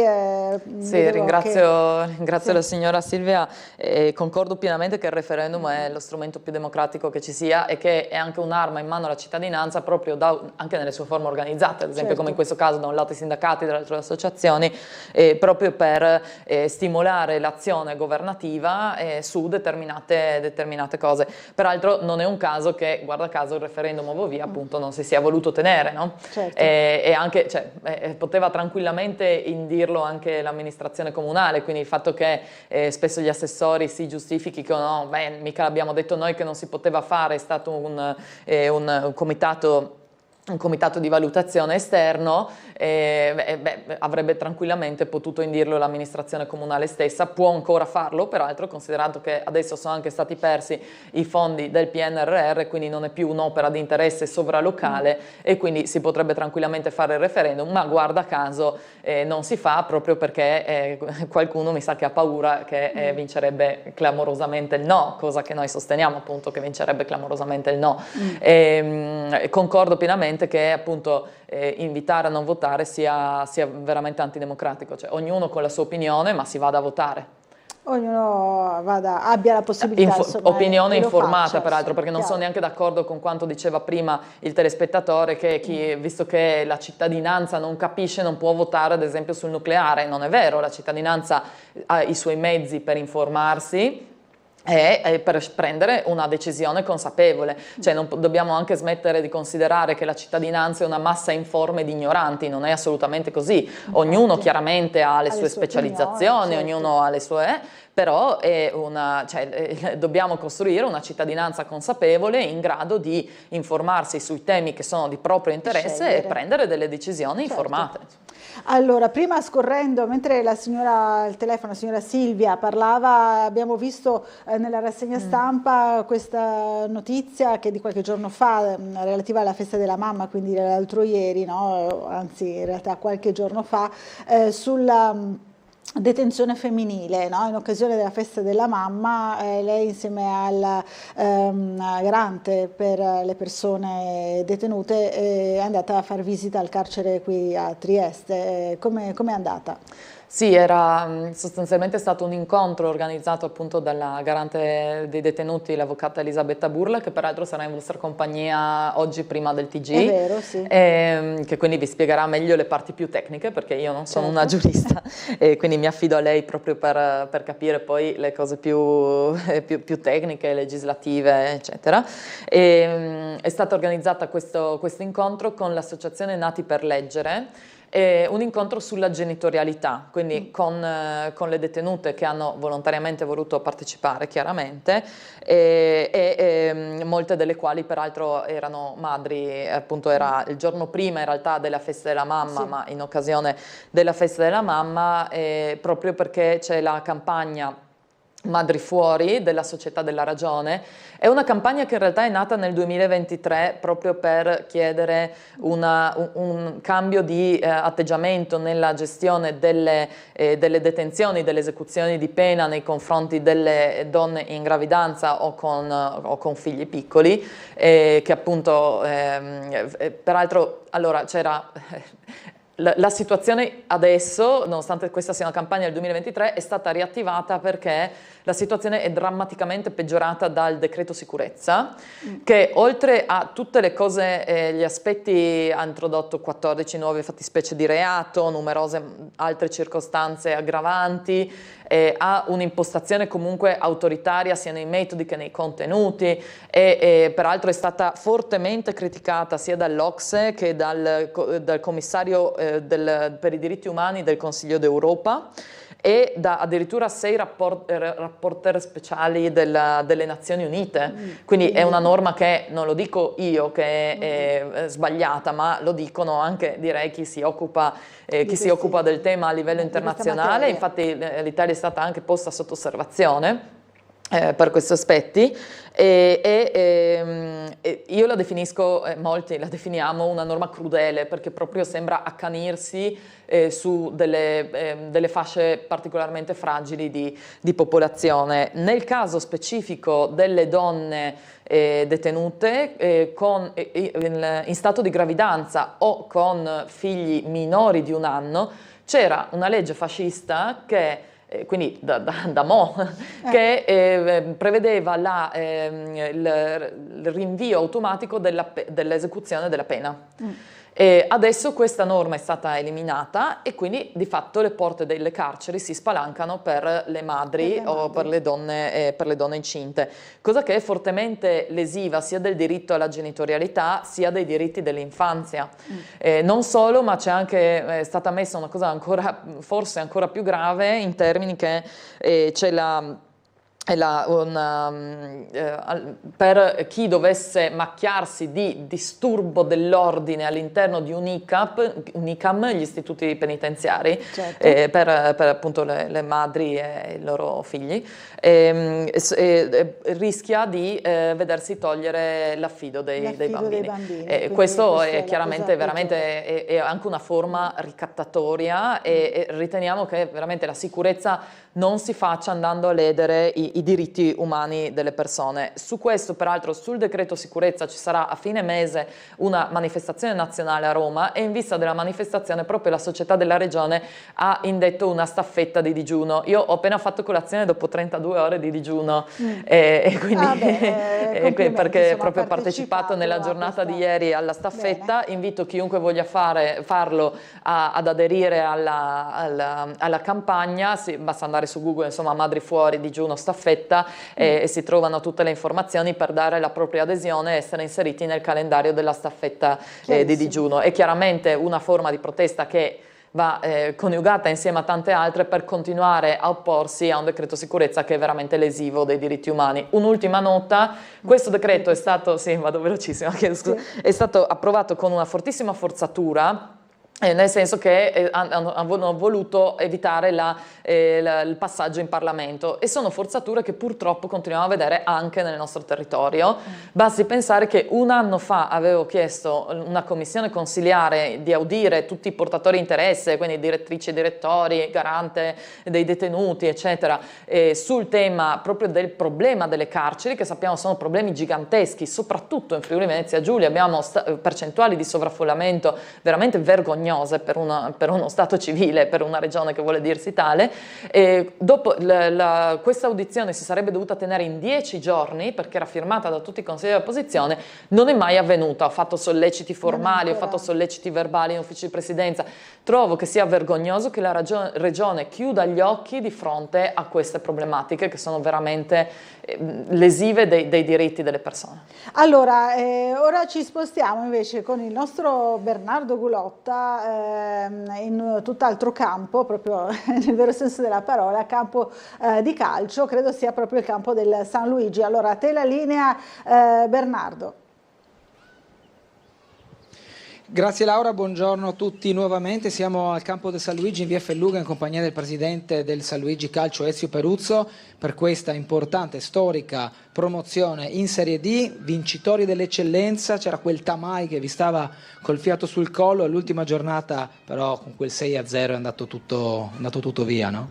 Sì, noi a parte l'ultima giornata che insomma la tensione c'è stata, ma è stata positiva, ma le prime due, le altre due giornate, la penultima e la terzultima, abbiamo un po' toppato, perché avevamo 7-8 punti sul Tamai a quel punto là, al momento della sosta, poi dopo si vede che la pressione, i ragazzi sono un po' andati, e quindi però abbiamo vinto, penso con merito, perché poi è dall'inizio della stagione che siamo nei primi 2 o 3 posti, quindi abbiamo fatto un ottimo campionato. Campionato che è stato definito incredibile anche per la tenuta proprio dell'attenzione, salvo qualche sbavatura, di tutto il campionato, sempre in testa, sempre in lotta con un Tamai che comunque diciamo è rimasto lì, va anche dato merito ai secondi di averci creduto fino alla fine. San Luigi si è dimostrato più solido anche grazie al grande lavoro che voi avete sempre fatto e che forse ora diciamo diventa più il coronamento nella stagione con la vittoria e la promozione, di valorizzare quelli che sono i vostri talenti. Ma noi puntiamo, io personalmente ho sempre detto che se facciamo il settore giovanile deve avere una finalità e uno scopo. La finalità e lo scopo è quello di, se possibile, mandare qualche ragazzo nei professionisti, e quest'anno sono andati 7 nei professionisti fra Juventus Inter e Udinese Triestina. Però noi dobbiamo attingere dalla prima squadra, dobbiamo attingere dal settore giovanile, quindi cerchiamo di portare avanti più possibile questa idea, non sempre ci si riesce, non in tutti i casi, però adesso esattamente non lo so, ma su 20-22 ragazzi di rosa della prima squadra, perlomeno 15 sono sicuro nati qua. Adesso si apre il capitolo della Serie D, che voi avevate già incontrato 6 anni fa. Siete pronti strutturalmente parlando per affrontare questa categoria?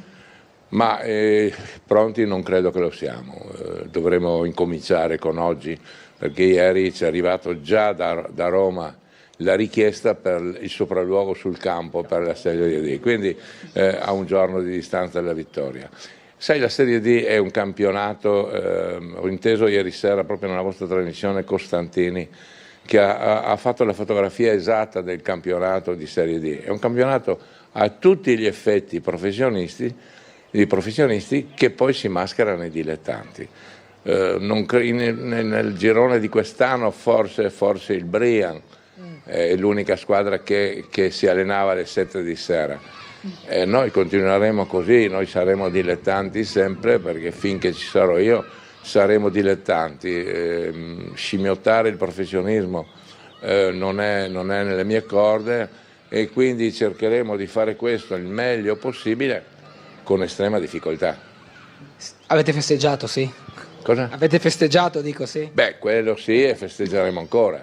Sì, merita, è giusto. Guarda, domenica sono rimasto veramente contento, soddisfatto a vedere tanta gente.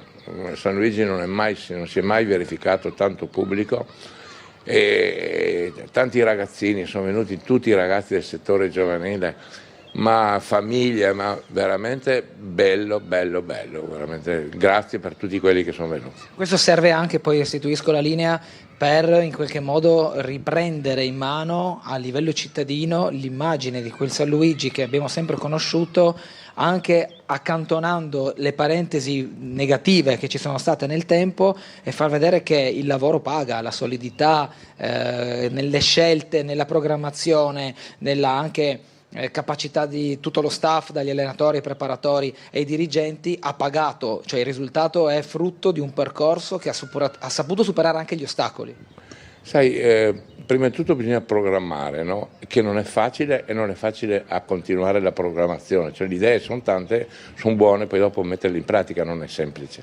E poi ci vuole la costanza di perseverare, perché non sempre se tu fai un progetto riesci a metterlo in pratica, allora prima lo smussi in un angolo, poi l'altro, e poi magari la terza volta ti riesce.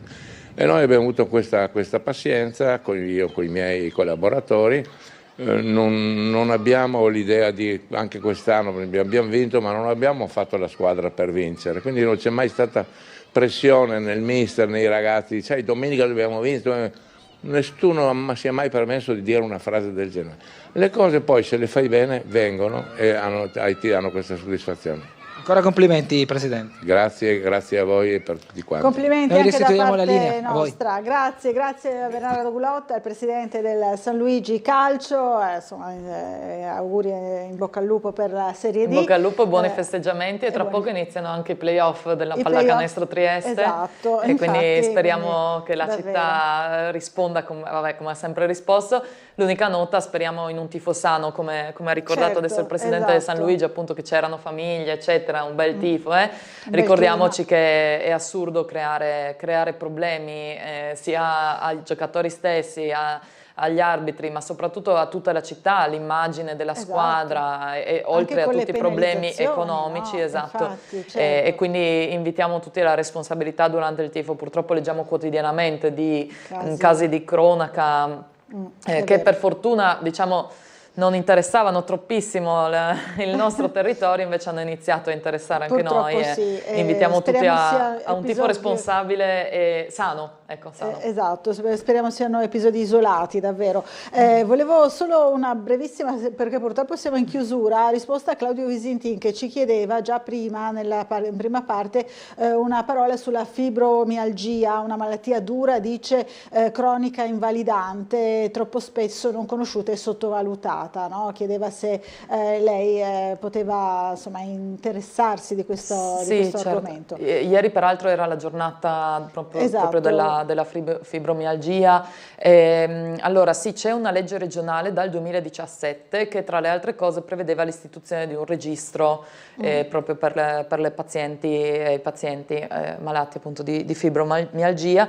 È una malattia particolare perché la definiscono la malattia invisibile, no? Perché ha un quadro clinico molto particolare. Peraltro leggevo, io non sono medico quindi non posso, però leggevo che dovrebbe essere dovuta a una dissonanza tra il sistema motorio e il sistema ricettivo, quindi una cosa di questo tipo, però appunto è una malattia molto sconosciuta, molto difficile da diagnosticare perché ha un quadro clinico, appunto non ha dei sintomi propriamente visibili. Certo. E appunto c'è questa legge dal 2017 che prevede l'istituzione del registro regionale, una legge regionale appunto, e proprio ieri in occasione della giornata sulla fibromialgia la consigliera Liguori del nostro gruppo ha presentato proprio un'interrogazione a Riccardi proprio per chiedere quali siano i tempi per questo registro che si prevedeva sarebbe stato pronto in 3 anni e invece insomma ne sono passati 8 e ancora non c'è traccia di questo registro. È importante che la politica